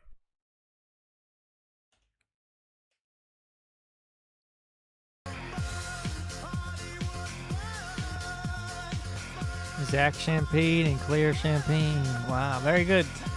If you just pay me $5,000. And that was the first time and I've read a lot of your stuff, that I've really seen you like outwardly project resentment toward an interviewee. Like you really didn't like him, or you didn't give him the benefit of the doubt. And I feel the same way about these kind of like profit-driven, self-help, get-rich-quick people. And I just found it interesting that you had talked to a pimp, you had talked to like kind of exploitative actors within the porn industry, so many people, yet it was this guy doing something that may be perceived as somewhat innocuous to the outside world that you found the most, I guess. It was in going back, like when you visit the second time, you know, or years later, and you having done the program, you know, having made a documentary, and then that was one of the discoveries going back was, oh, I've been on the journey with this person, and you know, it's like a meal I've already eaten. I don't really feel like it that much anymore. Does that make sense? And so I think there's, for good or ill, more judgment in the book. And when I met Marshall Silver, I thought like, okay, fair enough, this is intriguing. And I spent time with Michael Yee, who is his like one of his acolytes. And then in the course of making the program, he was so kind of squirrely and avoidant that I began to not like him as much. You don't want that to interfere with your ability to present the story dispassionately. Also, you there's some part of it that kind of wants the viewers to experience the duality of, on paper, this guy's kind of a dick, but actually, I can't help liking them a bit. Like, that's sort of the sweet spot. With Marshall, it was quite hard to warm to him, and even for the audience, there would have been a concern if he'd been just totally obnoxious. It happened again when I went back. I did the Westboro Baptist Church film, where I spent basically 3 weeks over the course of several months filming with the Westboro Baptist Church, and that one was called The Most Hated Family in America. I'm really proud of it. Like, I've watched that since. It still holds up. I went back and made 2 follow-ups, and they're both good, but you feel the fatigue. Like, there's a feeling of, I know what you are, and you know what I am, and we're not really going on a journey in quite the same way. So I think it's one of the perils of going back. With a pimp, She wasn't drafted, she chose to come with the princess. you put them on Backpage, is that right? Backpage, yes, that's correct. I don't think like, oh, a pimp is better than Marshall Silver. Like, there's interesting overlap, actually. You know, both Marshall Silver, that world of self-hypnosis, NLP, and also speed seduction, which was part of the same program, Ross Jeffries, overlaps with pimping. People talk sometimes about pimpnosis, the ability to influence suggestible people by either social domination or certain techniques of social influence. But the point about the pimp is I didn't spend that long with a pimp, and I strongly suspect if I was around a pimp for like 2 or 3 days, it would start to tell a bit. And that goes back to your other thing, which was like, when you're with people, like, do you have to withhold judgment? How much do you disclose? How much of your own life? And it's weird, like with the Westboro Baptist Church, I remember being with them inside. They're kind of rather approachable. Like, certainly they were to me very hospitable and intelligent. The cliche of them, people say, oh, I love that thing you did about the hillbillies. Like, They don't fall into that bracket in any respect. They're lawyers living in Kansas, professionals. One of them was a fan of Truman Capote. He got bizarrely cosmopolitan taste in culture. So you find yourself giving more of yourself. And that's odd too. And I found myself The mentioning pimpfluence, I had a dude. child at the time with my now wife, but then girlfriend. And they were like, oh, how's little Albert? And I'm like, oh yeah, he's great. The family started to kind of like me. There was this weird thing where one of the kids, I think called Noah, was like something like, well, is Louis gonna come back? You know, will he bring Albert or something like that? And then one of them was like, oh, it's very sad, Noah. Like, what? Why? Louis going to hell. It was like, oh. And then he started taking an interest, like, you gotta put away. They just started giving me advice. It was odd. It was odd. So I try and hold back. But you can't hold back totally. Especially when you need to be connectable. You have to connect with them to gain interview access. It does feel a little bit weird sometimes. And also there's gaps, like we were talking before on long car journeys, if you're not filming, you got like 2 or 3 hours. You could be like driving to a picket. I did this thing, Louis and the Nazis I mentioned, and with April Gady, she's a total Nazi. Like you can't really get much more Nazi. Yeah, her quotes were brutal. Yeah. I find other races annoying. They bother me. I find them annoying. I don't like their chattering in other languages. I don't like to look the way they look, you know. She's there with her 2 daughters, but then you're on a long con. She's talking about she likes the Beatles and Thomas Hardy. She's highly educated. And then there comes this moment, it's happened a few times, like, let me ask you something. What do you really think? And then you're like, your heart sinks a little bit because you sort of have to say, you know, I've got pretty mainstream liberal beliefs. You know, I just think that everyone should get along, and I think there's been a lot of discrimination. You know, you kind of lay out the whole liberal blueprint, and then you find you're back and you go, but don't you think that blah, blah, blah, blah, blah, blah? And you're like, yeah, not really. And then you're like, we could just be having this on camera. I don't really want to just sort of go through. I'd much rather, you just try and find topics that are uncontroversial. It's very difficult, and sometimes you can really let people down.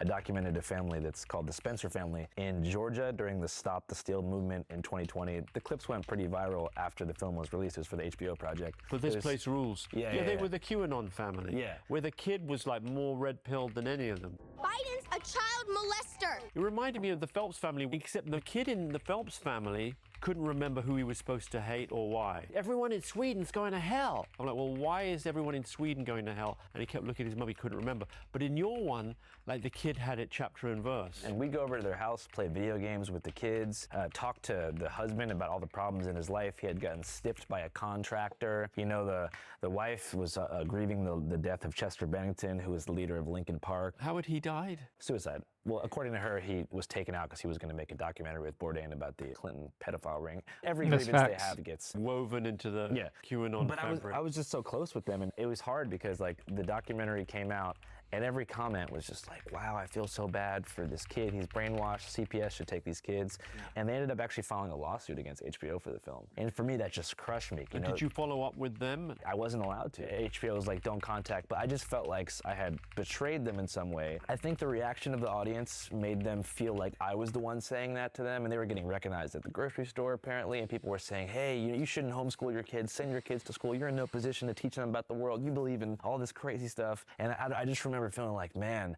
I wish that I had maybe told them, when I hold up a mirror to you and show it to millions of people, you might come off a little more out there. Are they so in the silo that they don't realize most people don't agree with them? Oh, 100%. I mean, they were only around other Stop the Steal protesters, and I wasn't saying I agreed with them, but I wasn't stating that I had mainstream opinions about a lot of those things. With the Westboro Baptist Church, people again were saying like, those people should have their kids taken away. And I remember thinking like, I don't actually believe that. Like, I think that would be more damaging. You know, as horrific as those views are, like, you don't get to take people's kids away just because you vehemently disagree with their worldview. Like, that seems obvious. Luckily, in my case, they quite liked being trolled. Like, they were on the pickets every day. They liked that it was called the most hated family in America. They're like, yes, the world does hate us.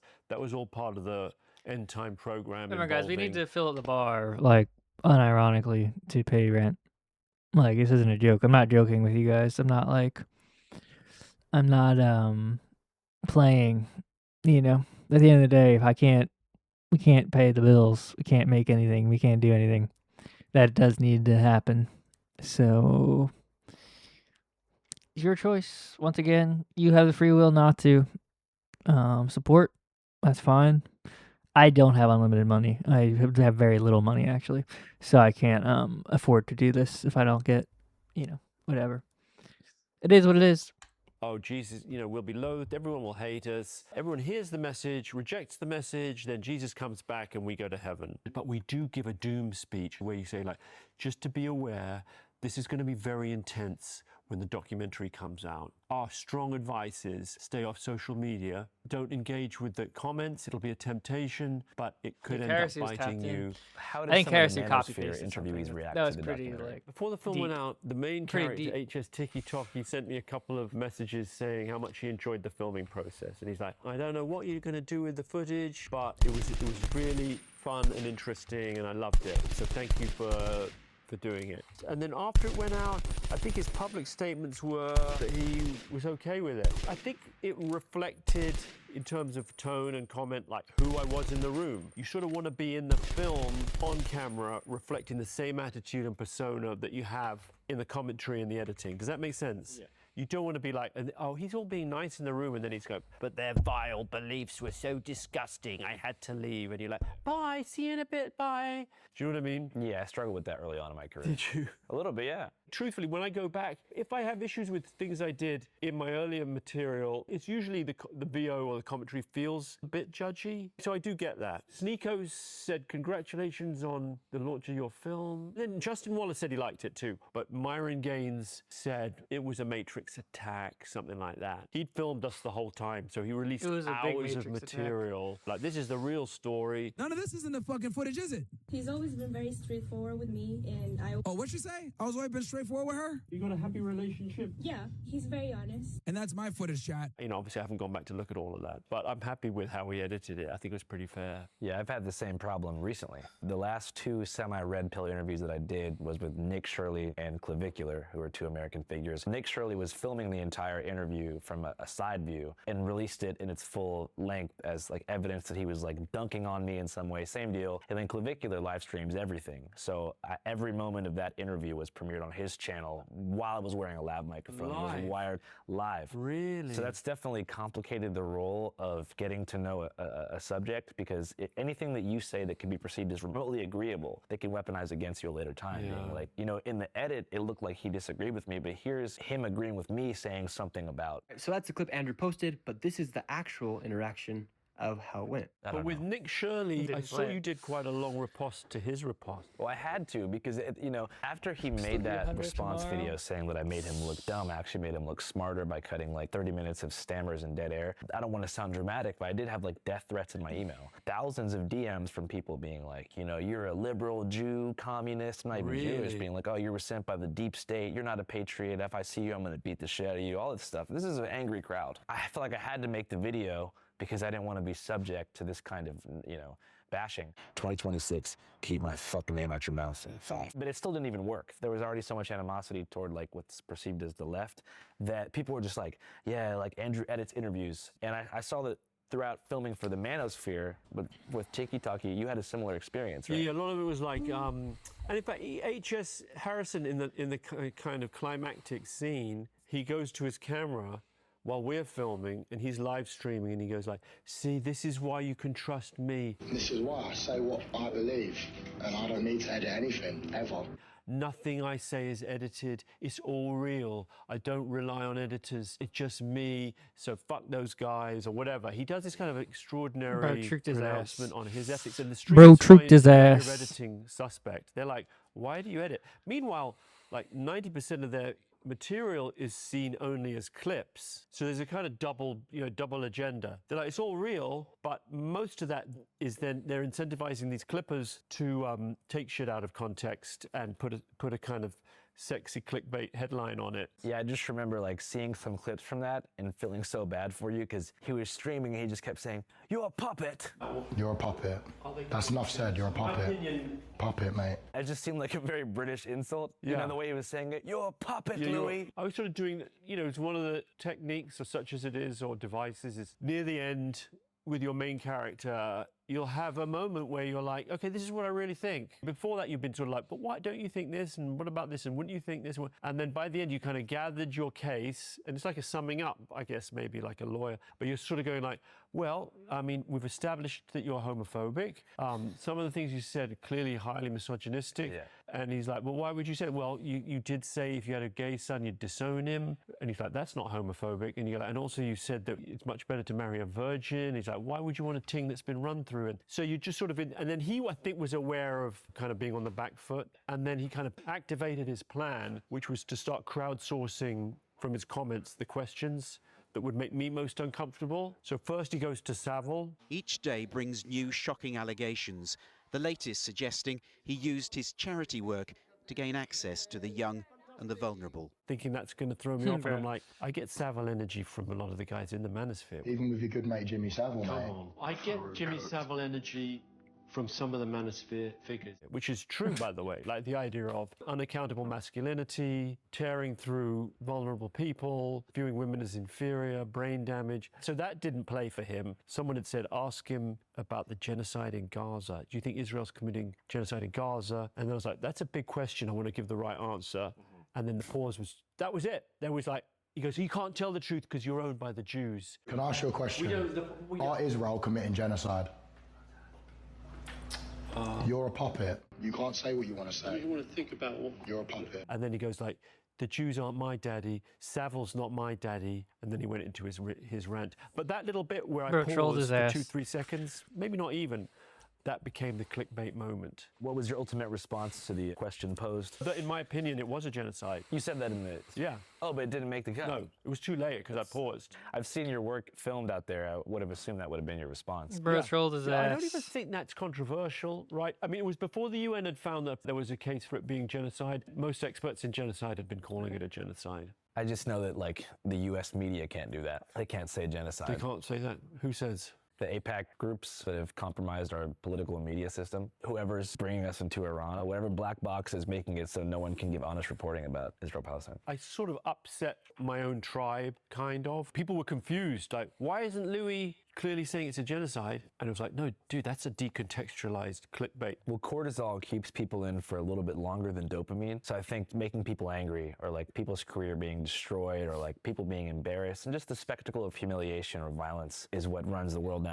It's kind of just the ultimate example of editing. It's like editing taken to the moon. Like, you keep reducing and reducing and reducing, and then you just have one clickbait moment. But that was also why I wanted to make the film, right? I sometimes say I specialize in getting out of my depth. I don't want to be too in control. I did a film Bro's out of ages ago control. about wrestlers, and the best scene in the film was like where the wrestlers were kind of ganging up against me. And then there was a wrestler called Sarge who wouldn't let me stop working out. And I'm like, I want to stop. And then I get a little cup of water and he slaps it out of my hand. He goes, you piece of shit, you understand why I'm real athletes? Cause you dare ask that fucking question. We're not real athletes. We're the best goddamn athletes there Broken, are. bro, broken. I can't do this, Sarge. Like, I've got to stop. I'm feeling ill. I don't care. It's killing my back. I don't care. Get up! I don't care. We were up at the fucking 6 in the morning listening to my goddamn irritable little ass. Yeah. You think these fucking guys ain't athletes? I said, I never actually said that you're not athletes. I just said, how do you decide what you're going to do in the ring? Puppet has I left the implied that it was stage. choreographed. But he's like, you fucking piece of fucking shit. And then I ended up throwing up, right? And then he goes, that ain't nothing. You ain't done nothing. You're going to puke chunks. That ain't nothing. You ain't done nothing. Blow chunks. Puke. Even your vomit isn't really manly, like it's insufficiently viscous. Yeah. That's like the best scene in the film. And you can't always engineer that. You can have an idea of how it might take place, but specifically, you can extrapolate that into the other films, like in the Miami jail, it's going into the cell, and everyone's like, the guards look nervous, like the two correctional officers like, I don't want to go in there with just you and me. It's better if there are two guards. And then we go in and everyone's a bit like tense.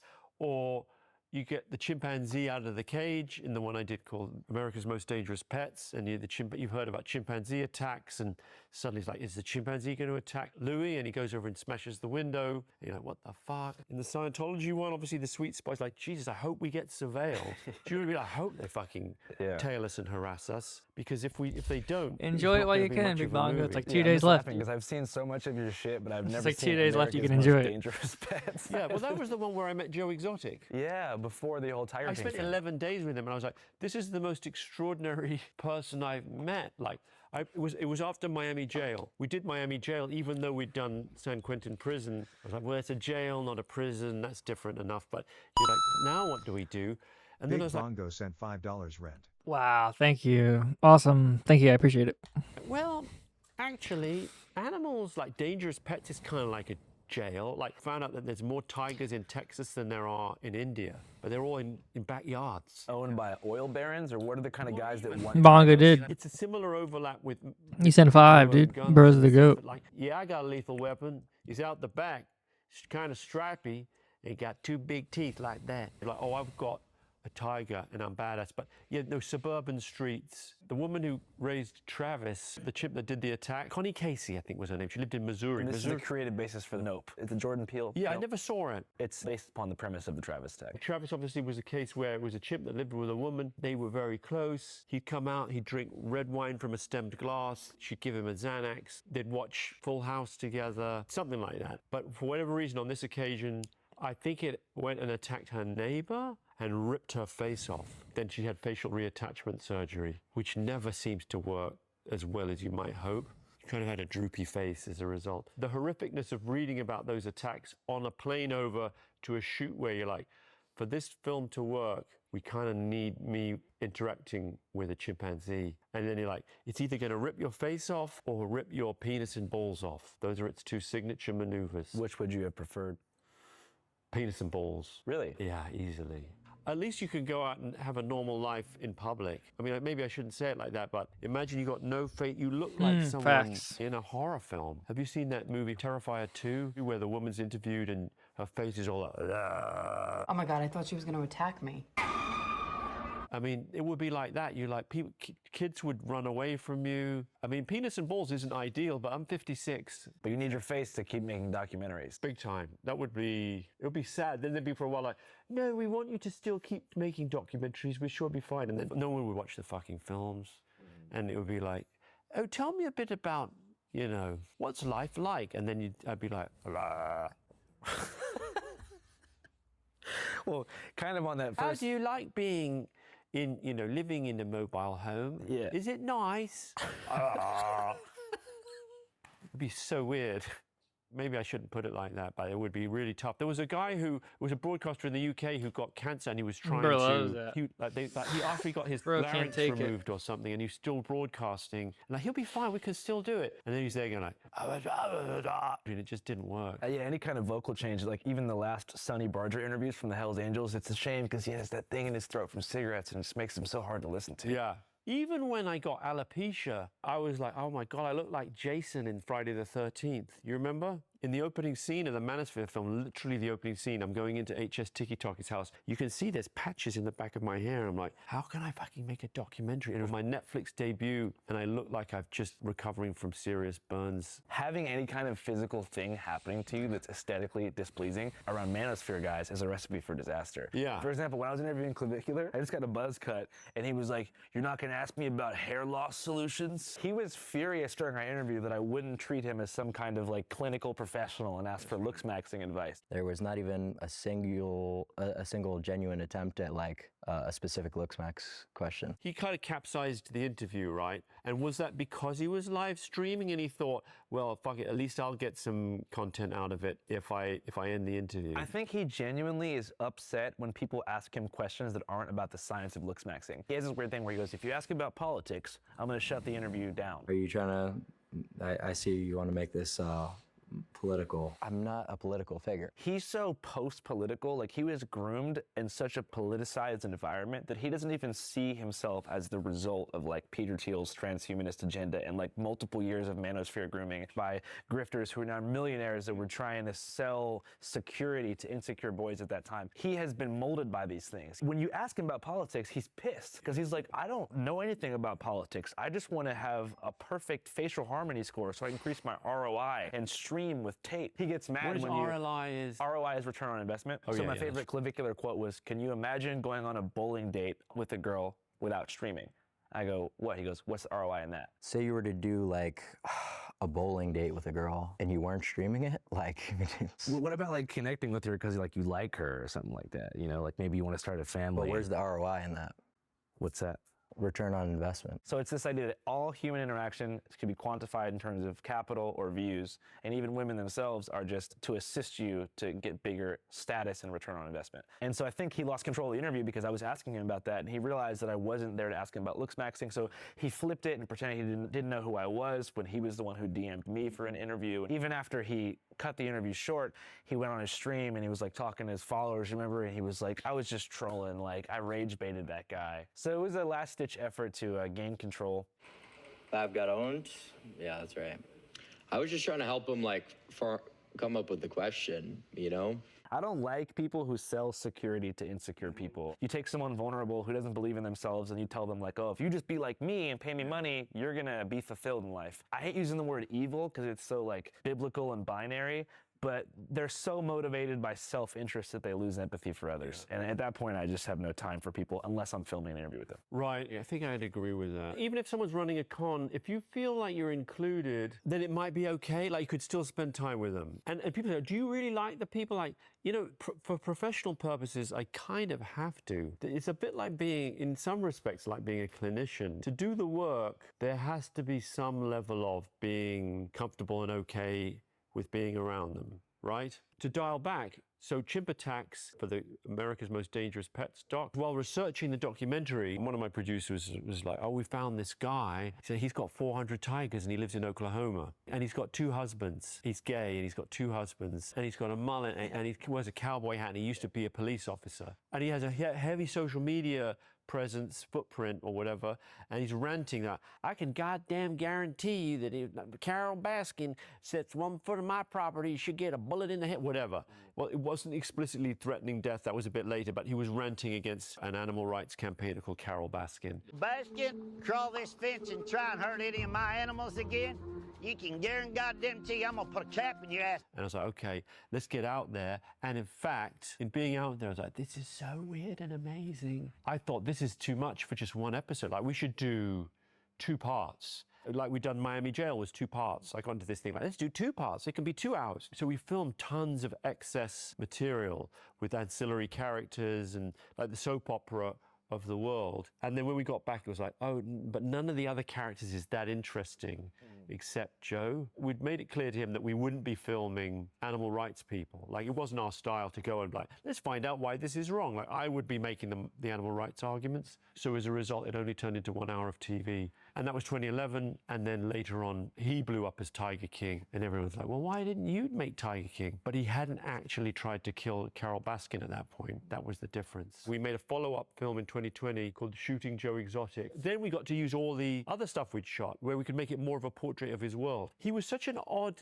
persona. You know, he rehomed tigers and other animals, chimpanzees from Connie Casey, others unmanageable, people who'd like bought a tiger, like, I didn't think it was going to get that big. You know, I can't handle it. Or people who'd had chimpanzees and then died, like, who can handle a chimpanzee? So he had this huge menagerie, but then he also rehomed people. Oklahoma had a big meth problem, homelessness problem. All these vulnerable people who were more or less on the streets would come and work as volunteers, and he'd give them a place to stay, and they'd just go and feed the animals and basically help with the donations and whatnot. So they were all rather kind of subsidiary characters. They had a sort of NPC energy. So they'd be in his world going like, I don't know, I just do what Joe tells me to. Like, really? Like, do you like it? I love it here. Tell me about you. Well, I had a few problems and hit a few setbacks, but luckily I'm getting back on my feet and I'm real happy to be here. But like, he was the Manson character. He was like, around him, everyone else just paled into insignificance. Hey, I'm Joe Exotic, otherwise known as the Tiger King, the gay gun cane redneck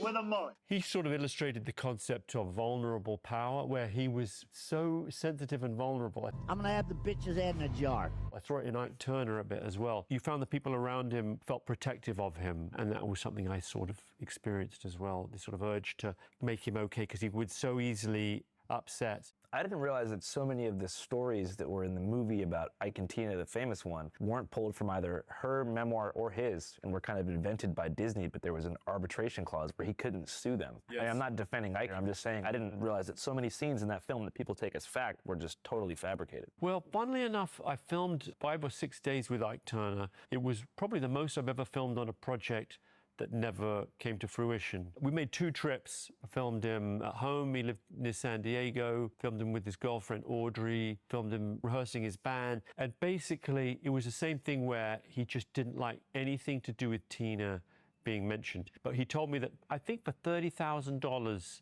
he surrendered any legal rights to take a legal action against the film.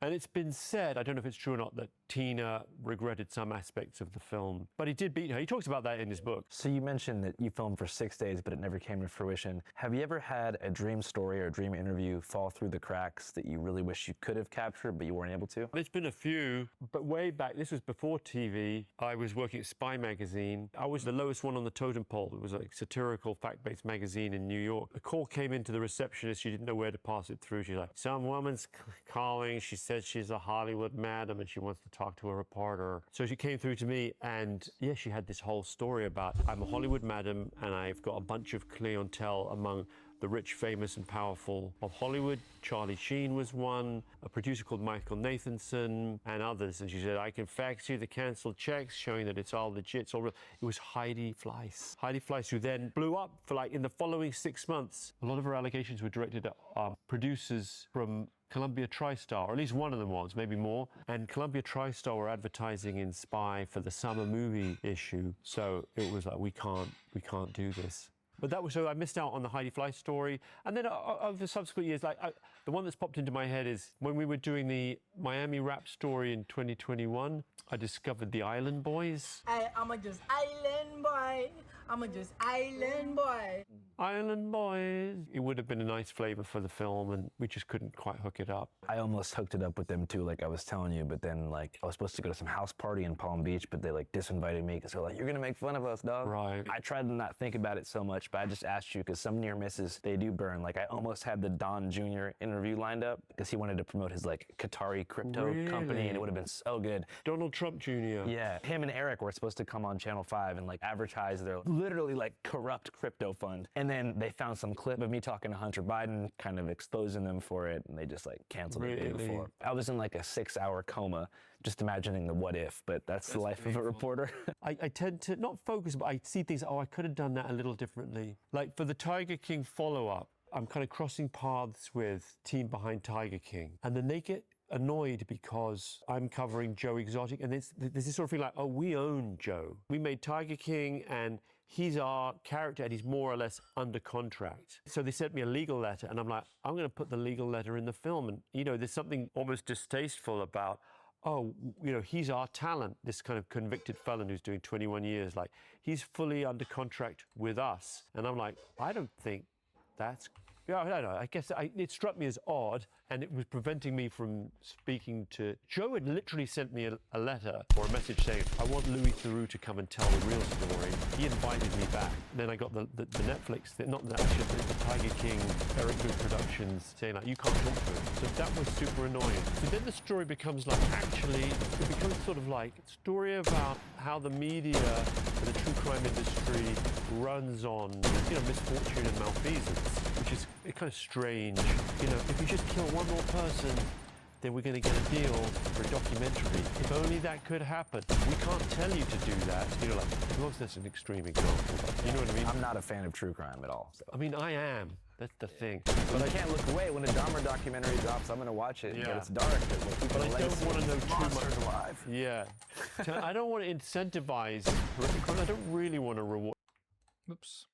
Like, there was a famous story about the Long Island killer, you know, the Gingo Beach killings. The wife, it's alleged, was besieged by media offers, and quite high-paying ones, saying, like, we want to give you a lot of money because your husband killed a bunch of people, so we think you should have a big payday. I mean, that's dark. I'm involved in, not that, but, you know, I can't pretend I'm lily white, so I'm trying not to be judgy, but it's hard to resist being judgy. So in the shooting Joe Exotic, we had the offer, because the one person who hadn't signed away his legal right, all the people in Joe's circle that I'd met, John Finley, the husband, Tim, something. He was in Kentucky, I think, who had his own. They'd all signed their legal rights because they were all part of the cast of, like, it was like Jersey Shore, or, you know, the cast of the original Tiger King doc. So the one who hadn't was Joe Exotic's lawyer. He was called Francisco, and he says, "I'd love you to come with us to DC. We're going to lobby the government, the White House, and we're going to get a pardon." They were going to wait for the pardon on Trump's last day in office, which was Jan 6. I didn't even think about it, but if I'd filmed with them, it would have been awesome, because we would have had this showdown where I'm filming with Francisco, and then the Tiger King crew would have been there as well. It would have been like Anchorman, you know, the ultimate media showdown, where like, "You can't film here." I'm like, "Just stop me." Yeah, well, at least it would have been the most perfect scene Oh, for it the would end have of been the epic, film. dude. Yeah, but you know, like, you've done so much cool stuff, but it's like you guys take it to the chin and move on to the next one. I know, but it would have been so good, though. Well, you know, it's a question I hear people ask you a lot because you've been so many places now. They ask me this too, which is kind of annoying, which is like, you've heard so many conspiracies and out there viewpoints. Is there any of them that you believe? Yeah. So I'm not going to ask you that, but a better question that may connect to Joe Exotic is, in all the people that you've met, is there one group of people in particular where you feel like, you know what, if I lost all my friends here in London and elsewhere, I would hang out with those guys for a bit, no cameras, and be my true, honest self for a while? You know, I have fond feelings for the time I spent in Almost Heaven. You know, it was partly because it was the first episode of Weird Weekends I ever shot.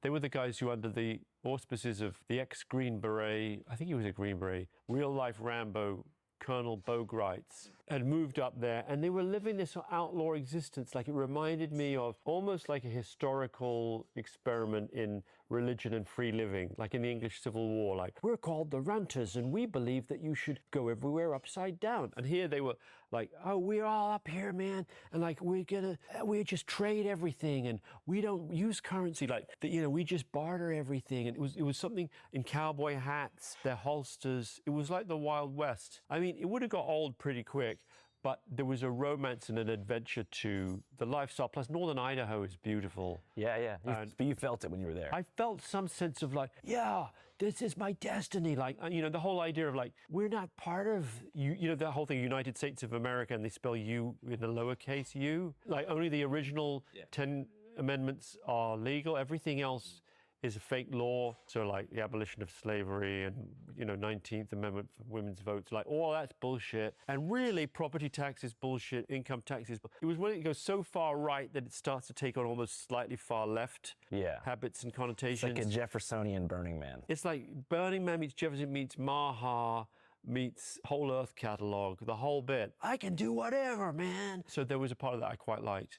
And then the other one's polyamory. Not that I'm about to, but polyamory just kind of makes sense. You know what I mean? Yeah, totally. As a non-jealous person, I would love to be if I was a in different person every weekend, I'd be doing that. You can't really do it if the other person feels possessive over you that you're with, so that's kind of the issue. I don't even know if that would be the issue. Like, I feel like, I just don't think I'm cut out for it. Like, you remember that totally cringe term that got bandied around? I can't remember who used it. Some actor said they were sapienosexual. I feel like I identify as sapiosexual. Do you remember that? No, but would that mean you'll bang any human? No. It meant that in order to have sex with someone, you need to be attracted to intellectually. their mind first. Sounds like some pimp talk. Yeah, but the point is in other words, glory hole is out. Right. Right? Unless they're like, did you hear about...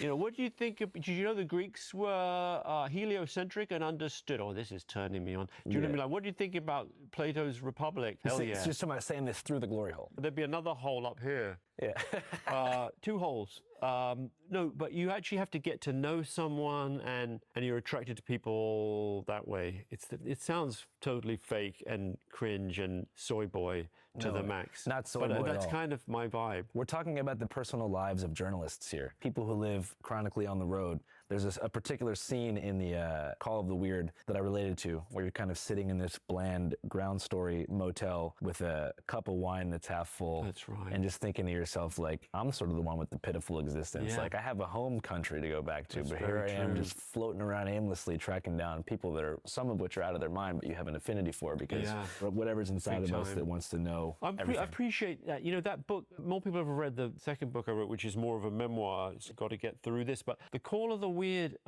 came from a very deep place of self-discovery due to limitations on in terms of writing and form, not quite finding I was very kind of gummed up. Like, there's good things in it, I'm not trashing it. I was trying to do Ronson, I was trying to do John Ronson, so I was trying to do that thing of very spare, elliptical, so a lot of it is a dry humor of like, oh, I was with the neo-Nazi and we were driving around and then the daughter said, and just kind of dialogue driven. But truthfully, I kept reams of notebooks, and I went through so much reporting that, like 8 months on the road, and like you say, the sense of like, who the fuck am I? But a lot of that didn't make it into the final edit. Whenever you're on the road, what are some things that you do to maintain stability and a clear mind as you cycle through these different universes? Well, one of the reasons the Call of the Weird was intense was because I wasn't on my own, because my now wife, my then girlfriend, came with me. I'm someone who needs human company, and of a kind of a normie or mainstream. I need to check out. I can't be fully submerged in the world for too long. I will start struggling mentally. So one of the things I really enjoy about making my documentaries is having a team with me, and that you can decompress in the evening, and you'll go out and have a meal, a glass of wine usually, or in the crew vehicle, you kind of do a first pass on the edit, almost like that bit where that thing happened. Often then later on, that bit didn't play on camera, but you're kind of processing. And you know how good the story is generally by how much you're talking about it in the crew vehicle too, because if you leave and then you're like talking about stuff that's going on back in London, it's usually a sign that what you just shot was not that interesting. You really want to be going like, what was that all about? And then the basic things are having a little bit of distance from the story. Like my director who directed Most Hated Family and the porn episodes of Weird Weekends and various other things, Jeff O'Connor, when we filmed with the Westboro Baptist Church, he was like, we're not Thank you staying so in much. Topeka, we're going to stay in Lawrence, a college town with a nice $3. hotel. Yeah. It's a 20-minute to half-hour drive, but that's quite a helpful decompression. Louis Theroux is based. Yeah, dude, he's one of the most based people I've ever seen.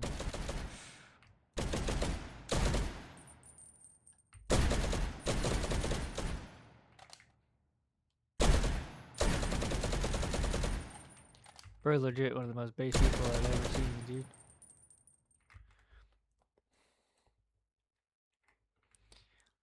How could you be more base than Louis Theroux? You can't. It's just not possible.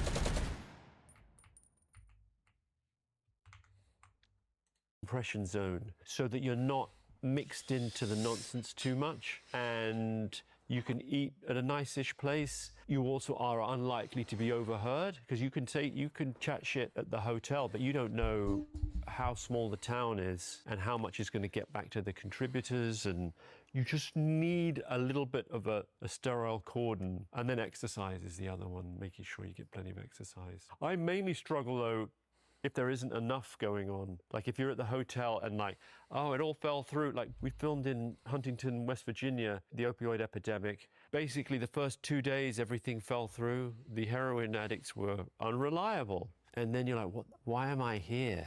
And you think, I've got a family back home. Every minute you're there, you're kind of taking goodwill out of the family bank. Not wasting time, because you can find other things to do, but it does feel like you're... So I don't know if you have the same thing. Like, as long as I'm productive, I'm happy. But if I don't feel productive, I will struggle. That's why it's the hardest part to maintain, I guess, close personal relationships in this line of work, because that person would kind of have to be with you all the time. But you're a monster, like, with your work rate and the amount that you're out and about. Like, and it's helped me, actually, in some ways, having my family, that it's stopped me from traveling so much, and I'm kind of grateful for that. Yeah, I'm trying to have a family as soon as I can. I just haven't found the right person. Mm-hmm. Keep looking. Well, it's hard, because we're gonna have a family, you're gonna be able to slow down. I'm like, nope. But when I'm home, I'll put the phone in the freezer as long as it doesn't explode. Well, maybe you're not ready yet. I was 35 when I got married, but it was always an issue in relationships. Was, oh, I'm going away suddenly, or I can't guarantee. I missed a family holiday on one occasion, so there's been quite a bit. Just gonna stand up. Yeah.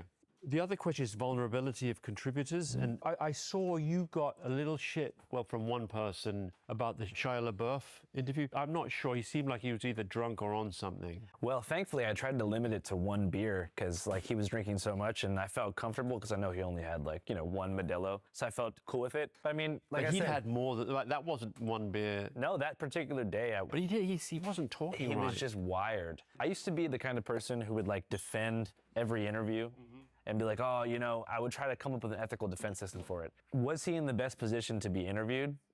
No. Was he campaigning for me to interview him and texting everyone he knew, being like, I want to talk to Andrew. Everyone from the media is trying to reach out to me. If I don't talk to him, I'm going to talk to TMZ. I'm getting too many texts from my family. I want a way to respond to them on a format without having to address each person individually. Yeah, that's what he wanted to do. Yeah. So he wanted to do it, so I did it, you know? But I mean, would I have advised him to do it? Probably not. No. But I don't necessarily think that's my job to be everyone's like general counsel for whether they should be on camera. I've talked to people who are not in the, you know, the right frame of mind, usually drugs, maybe alcohol. It never seems to quite work. You can use a little bit. I don't mean ethically. I just mean like for the film or whatever. It just can feel a bit like you just want the person present. This isn't about Shia LaBeouf. It's all good. No, that wasn't. I even had a guy at a live show come up to me and be like, "You shouldn't have done that interview, man." And maybe he's right. Maybe I shouldn't have. Like, I'm not in a position. I used to be like I said, militantly defending every interview. For example, even the interview with Crip Mac was like one of my earliest contributors. Like, did I allow him to like maybe stay in his gang lifestyle and gang character, Crip character forever, and give him the chance to monetize that side of himself and not progress and stay in the Crip commodity for possibly a decade? Probably. Did he participate enthusiastically? Yeah. So it just depends if you believe in this whole fourth estate like journalism thing, which is even harder now because we have to be influencers to justify our own existence because you have to market your own likeness to stay afloat. So I've said this before, but I mentioned like I specialize in getting out of my depth, but truthfully, I control the edit. I mean, there's a slight difference with some of the streamers because they control their edit, but I control my edit for the most part. So it's an illusion of vulnerability in some ways. I mean, I can choose to make myself vulnerable. I can choose for me to be exposed. And at the same time, there's programs we've made that you can't see in the US because that was part of the condition of the access, but that was pre-internet or certainly pre-social media. And now you can probably find that content in America and you're not really supposed to be able to. And so that's awkward. And then you got the other one, which is having made The Most Hated Family in America the first time. When I went back the third time, there was at least one person who'd come from the UK to join the Westboro Baptist Church. Wow. Not entirely, but maybe partly because they'd seen my film. So you can't control for everyone's reaction. There'll be people who see the film just as there's people who read the Bible. And yes, I'm comparing my documentary to the Bible. They'll see the Bible and say, oh, that's telling me to go and shoot up a school or do something crazy. Yeah. In the end, you just got to sort of make the best fist of the decisions. This is a pretty different topic, but I'm making a documentary right now about the settlement expansion in the West Bank. How bad is it for someone who hasn't been on the front lines of that situation? It really depends where you're going. I did a hostile environments course. There's various things that they can teach you. And then I worked with a director who was experienced with filming in high conflict zones. Truthfully, and it goes without saying, most of the danger will be directed at the Palestinians, and your camera will have an almost prophylactic effect. It will be, to some extent, a cone of safety, because most of the time, the settlers and the IDF who are protecting them don't want to be filmed beating people up. Obviously, they have been, and you know there's a lot of UGC. But if you're there with a camera, it will tamp things down a little bit. As an American, that gives you an added power because the US passport especially, you know, obviously if an American gets hurt by settlers or by the IDF, that becomes an embarrassment. Maybe not for the settlers that much, but for the Israeli government. PR-wise. PR-wise, yeah. It's interesting because I was traveling through the West Bank with Palestinians and thus couldn't access any settlements or speak to any Israelis or foreigners that were living in that land. But you got the chance to be front line on some of the most famous settlements. You also mentioned during the screening the other night that each settlement has like a different character. Can you explain what you mean? Like it's not just one settlement style. I can't say exactly how many settlements there are, but there's a lot. I think more than 100, maybe 200 or 300. In addition, there are what are called outposts, which are almost like the ova, like the eggs of settlements, like they kind of the embryonic form where there's a bunch of extremists, Israeli activists, often youth, settler youth, take a hill or take a little area, put camps up, and then oftentimes the IDF will de facto kind of defend them, but they're not recognized by the Israeli state. So we saw one recently legalized under Israeli law, but not under international law, outpost. That was Eviatar. It was a kind of religious nationalist settlement of a fairly extreme sort, and the caravans. Then we saw the settlement in Hebron, which is unusual because it's within this Palestinian city of Hebron. Again, quite extreme, far-right, religious nationalist. But there's other settlements where they are larger and more suburban looking.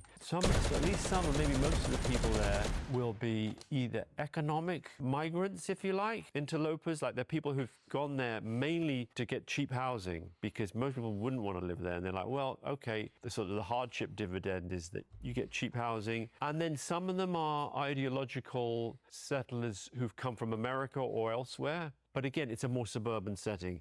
So they sort of run the gamut. And then there's even more extreme and crazy ones that we didn't get into because they just don't want anyone there. I mean, in a sense, there's a self-selecting process that the guy who was doing media for Eviatar was somewhat kind of jolly and clubbable. There's ones where you go and most of them don't really want outsiders in there. You think they know that it's wrong what they're doing? They know that the world views it as wrong. There's just a general feeling like everyone thinks we're supposed to not be here.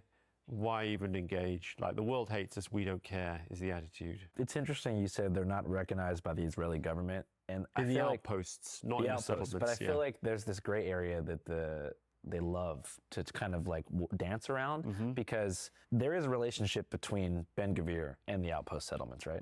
I mean, I don't know how it works functionally, but the attitude of Smotrich or Ben Gvir or Daniela Weiss, who I interviewed, would be, it's not the West Bank, it's Judea and Samaria. It's historically, in their view, the Jewish homeland, and therefore it should all be settled. You know, they're only sorry that there's basically any Palestinians there. And they'd like to see more, all the settlements, they want to see it all annexed. The West Bank has not been annexed.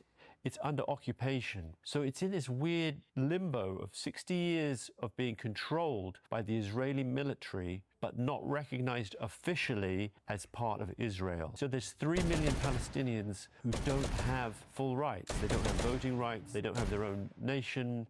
And they live, for the most part, in either villages or cities that, to different degrees, are subject to, explicit and intense IDF control. So Smotrich, Ben Gvir, Daniela Weiss would say, well, we just call it Israel, and you either agree to be part of Israel and you'll get some rights, or if you don't, then you leave and you're forcibly deported. But these outpost kids, the troubled youth, as Netanyahu calls them, have access to a ton of firearms, whereas Palestinians, unless they're PA security staff, security forces, don't have access to them. So how did Ben Gvir and the Israeli government make it easier to buy guns after October 7th? Well, what happened was post-October 7th, Ben Gvir basically authorized the release of larger numbers of high-caliber firearms to the Israeli, the reservists, because there's compulsory military service in Israel for men and women, unless you certain exemptions for the ultra-Orthodox who do like religious scholarship.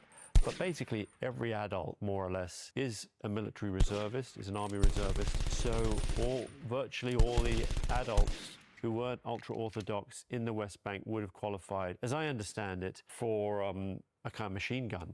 So they were just awash with these guns and thinly supervised at best. Is there any recourse for a Palestinian who has been assaulted or had a friend that was killed by a settler? There is a recourse, but the important thing is to understand is that there's an entirely different civil infrastructure. In fact, they are subject to military rule and military courts, and the standards of detention without trial, indefinite military detention. Obviously, like it being a quote-unquote war zone, in effect, martial law exists. Whereas all the Israelis in the settlements are subject to Israeli civilian law with all its checks and balances. So it's very much a two-tier system. You covered South Africa shortly after apartheid was lifted, when some of the structures and social divisions still existed. How would you compare what you documented in Africa to, or in South Africa, to what you documented in the West Bank, both for ultra-Zionists in 2011 and settlers last year? You know, it's sometimes said, oh, well, is there apartheid? You know, apartheid being the term that was used in South Africa for racial segregation. Does that exist in the West Bank? In my opinion, absolutely. The difference, though, you know, I don't know, you could decide for yourself whether you view it,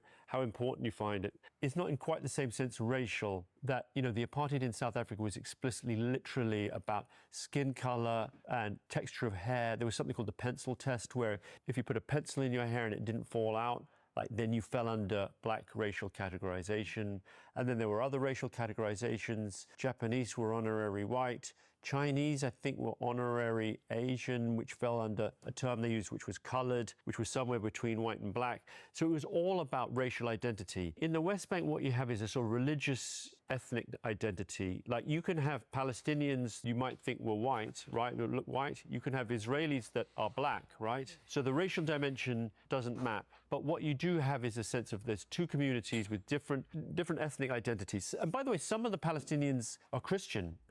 Many of them in Bethlehem are Christian, but obviously most of them are Muslim, and they are subject to a different legal regime. And in certain respects, I'd argue it's worse than apartheid. Like, it's more militarized, it's less functional. Like, life, I think, is more intolerable from what I observe and understand in the West Bank than it would have been in South Africa. Intolerable in what sense? I mean, I'm on slightly thin ice here because I haven't studied the stats, but just the lethality of it and the extent to which the objective of the settlers is to, for many of them, it's to drive the Palestinians out.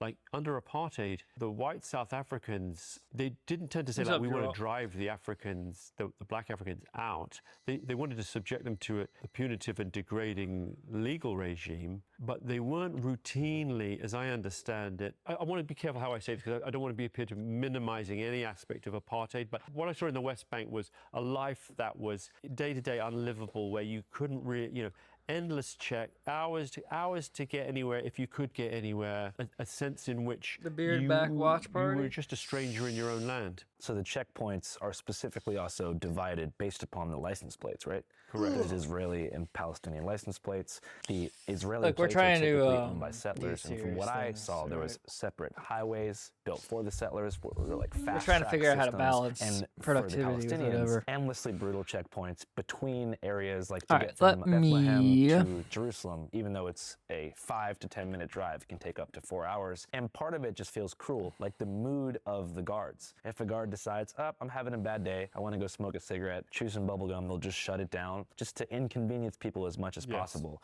And some of these soldiers are young people with bad attitudes, being really hostile. Yeah. I remember I was driving through near Ramallah, and we pulled over, and I had like a handy cam, and I pulled out to get a shot of a bulldozer in the distance that was bulldozing a Palestinian village to build what looked like somewhere between a hilltop settlement and a subdivision. And as soon as I pulled the camera out, these Israeli soldiers, one appeared to be Indian, one was like a fat kid from New York City. They come running up, point like M16s or whatever it was at my face, cock it, and they're like, "What the fuck are you doing?" And I'm looking at them, and I'm like, I'm getting a shot of that bulldozer, and they were like, "That's the Jewish area, you can't film that." And I was like, well, I'm American, I can film whatever. And they look at the Palestinian car and they go, "Then why are you with the bad guys?" They say that. Yeah. And I was like, we're in Palestine. They're Palestinian. And they were like, well, we need to run everyone's ID. So they made us wait in the car for 3 hours while we looked back, and they were just like drinking soda, eating corn dogs and Takis and shit, you know, just because they knew that it would inconvenience us and just create this daily dread and logistical anxiety. And that was the goal. The goal, it's like a war of inconvenience. A war of inconvenience at best, like, and that's the daily grind. And then it's also a war of torture, literal torture and murder at times as well. It makes me wonder if, in addition to causing people to leave through Jordan, you know, engineer some kind of just like exhaustion to get them to flee, if they're also hoping that a Hamas-style faction emerges out of angst and anger and resistance in Area C Palestinian Authority zones, which is now 18% of the country, to give the Israeli army the final pretext to do what they've always wanted to do, which is annex the West Bank and just go in and be like, oh, we have a fringe element now, they're being terrorists, it's time to finally, once and for all, get rid of the Palestine problem. It feels like that. I feel like that's kind of part of the agenda. Is that crazy? No, I think that's probably, I think there's different agendas and different visions. I think one of them is you either agree to be Israeli or you get kicked out. I think that's one scenario. I think there's also a de facto, I don't know if it's planned Well, or not. Fishback is a scam artist. Fishback is like a crazy person who should probably, well, not should, but will probably end up in prison. So it's kind of like a freak show.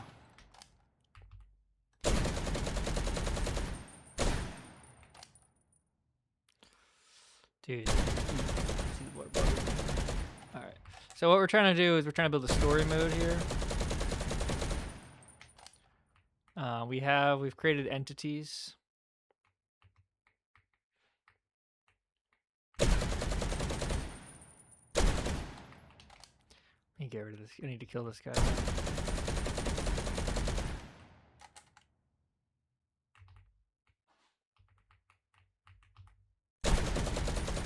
There's like 5 of them.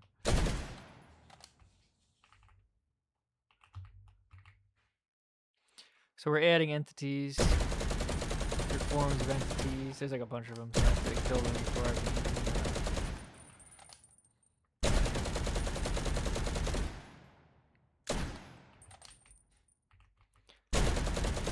get Beard back in the corner.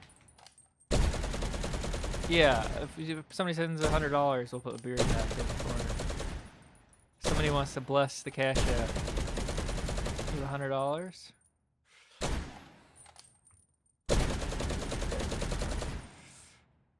Yeah, so we're getting like making little entities in addition to the other killing things.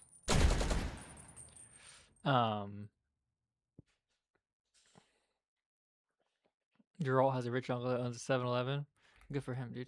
So yeah, so we're starting out. It's called like story mode. Load story. File. It doesn't let me load story. Okay. New story. All right. T. Oops. Block mode. Key. Delete this action. So what we're trying to do here, we have a player, and then we'll have to set up the. Oops. Key.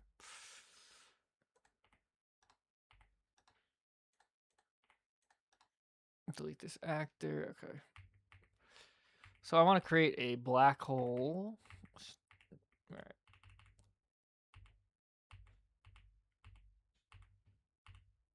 Right here, right? That comes in, and then a right click it. Spawns on crossing the threshold. All right, try this. And then we draw. Oops.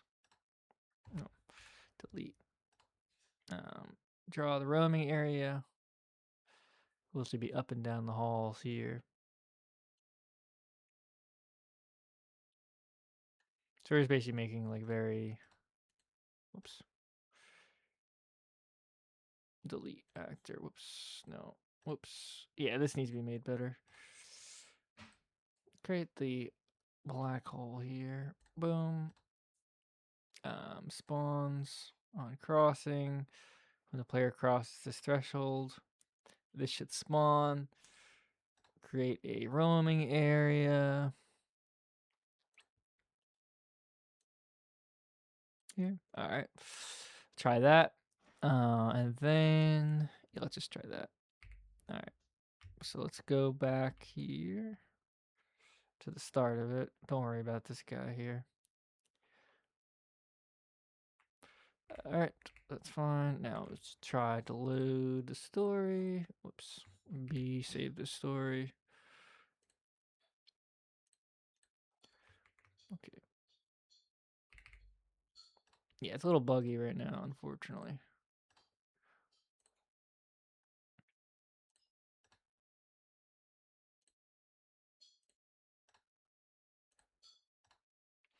Okay. Yeah, that's that. Bring that over here. File, save story as. Save the save. Okay. All right. Me. All right, and then go here. Story untitled. Start story. Headshots, instant kill. Okay. All right, so let's cross the threshold. Yeah. Okay. So now that spawns in.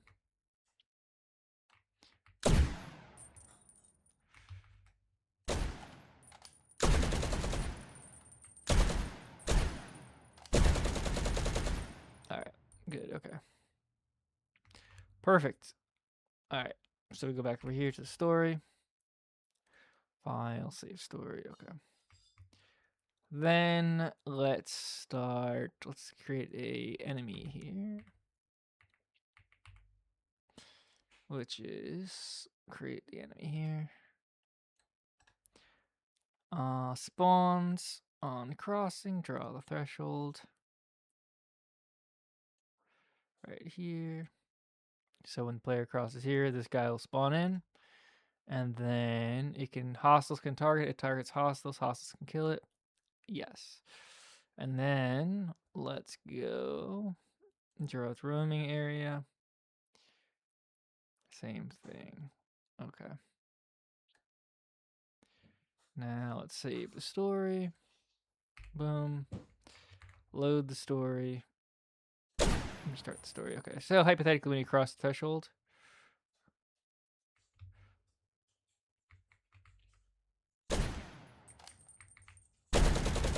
that guy should be attacking. He's not attacking. He's kind of retarded.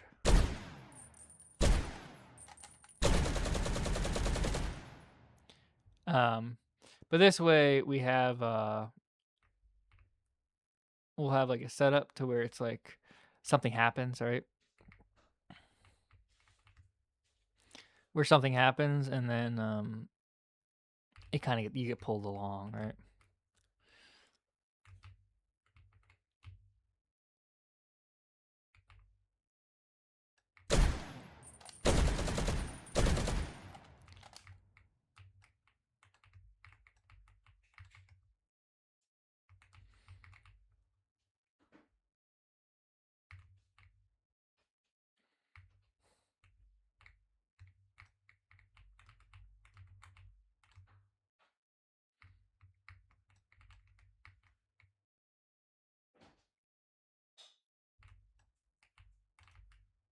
And this way, as it goes along, as it comes along, it will be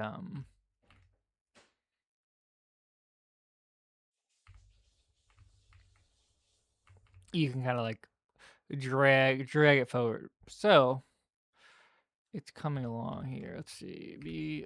File, load story. The story, saving, loading. The story, saving, loading, saving as. etc pop-ups and workflow don't seem to be happening, or it don't seem to be visible properly in the builder mode. Also, the enemies. Actually, let me look at this here. Right click here. It targets hostiles. Hostiles can kill it. The actor needs to be able to target.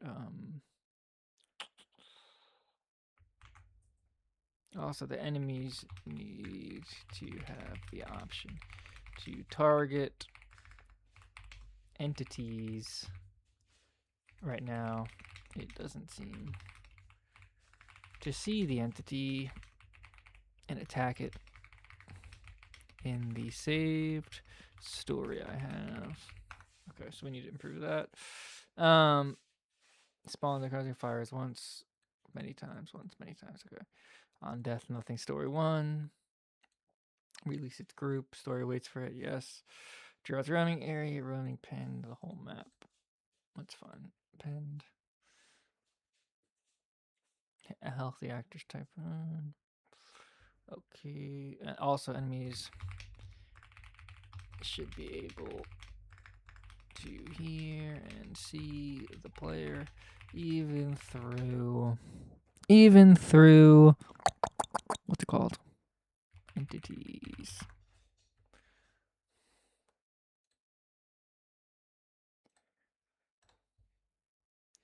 Targets hostile, spawns on crossing, actor 1, actor 2.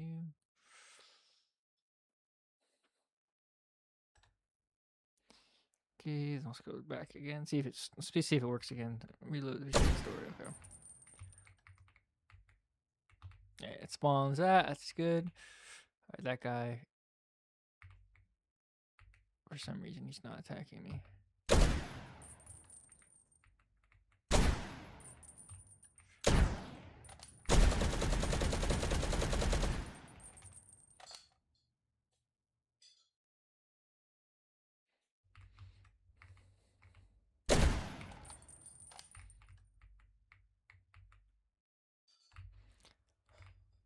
Alright, got the blood, got that going. Alright,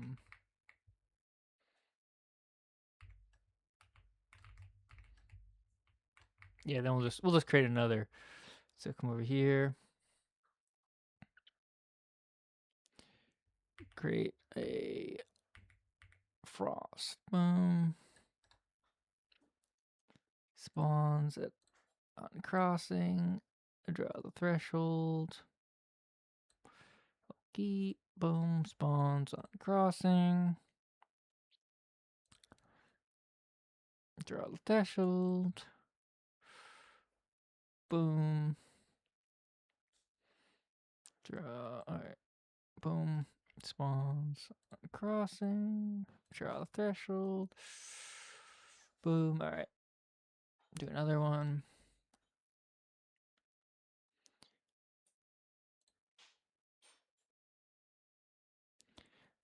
Spawns on crossing. Draw the threshold. Alright. So this way we just have these triggered. File, save that. And then let's go back to the beginning.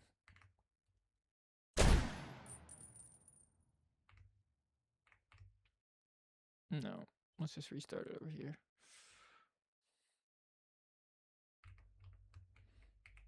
Okay.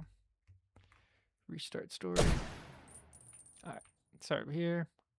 Alright, that spawns in. That guy comes out. He sees what's going on.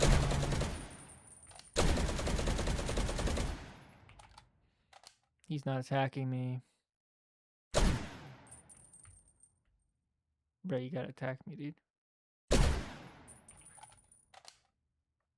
Now we should be having a bunch of things spawning.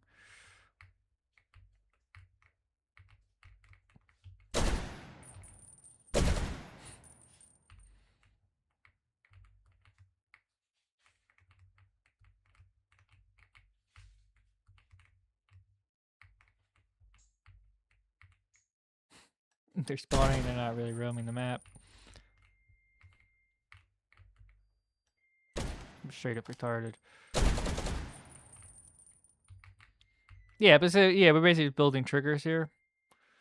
We're building triggers here, and then we are. Yeah, then we can make a level, you know. But there won't only be like triggers. There'll also be like you know, not just like, oh, this enemy spawns in. Damn. Bro was not attacking me until earlier. There'll also be triggers like picking something up, that sort of thing.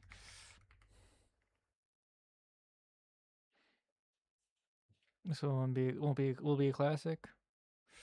Yeah, I think it'll be cool when we just want to, once again, what we want to do is kind of make one fun level. So we need, like, building the tooling and that sort of stuff. If we can make one fun level, then you can have like a demo, make 3 levels. You know what I mean? Make one fun level, and then test it out.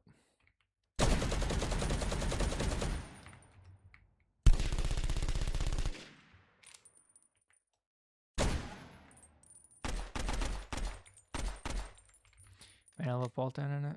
Yeah, I'll put a homeless person. I'll put like a homeless person begging for money, like here, and then you can shoot him in the head instead of helping him.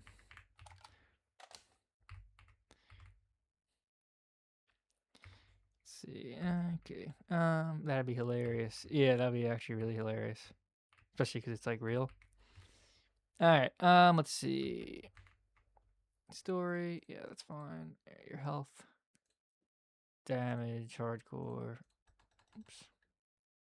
All right. You start out with 50 health. Haha. Yeah.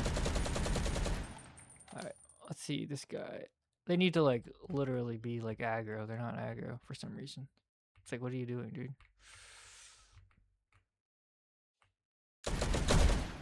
All right, now there we go. Okay, now it's aggro.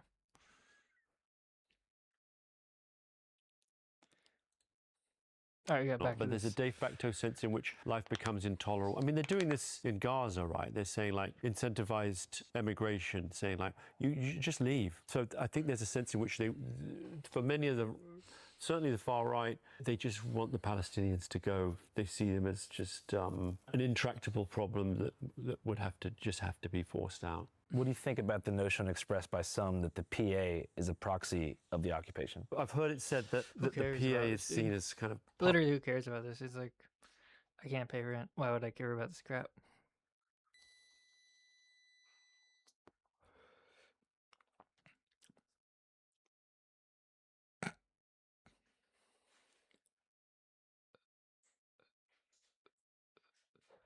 OpenAI can't tell us what to say.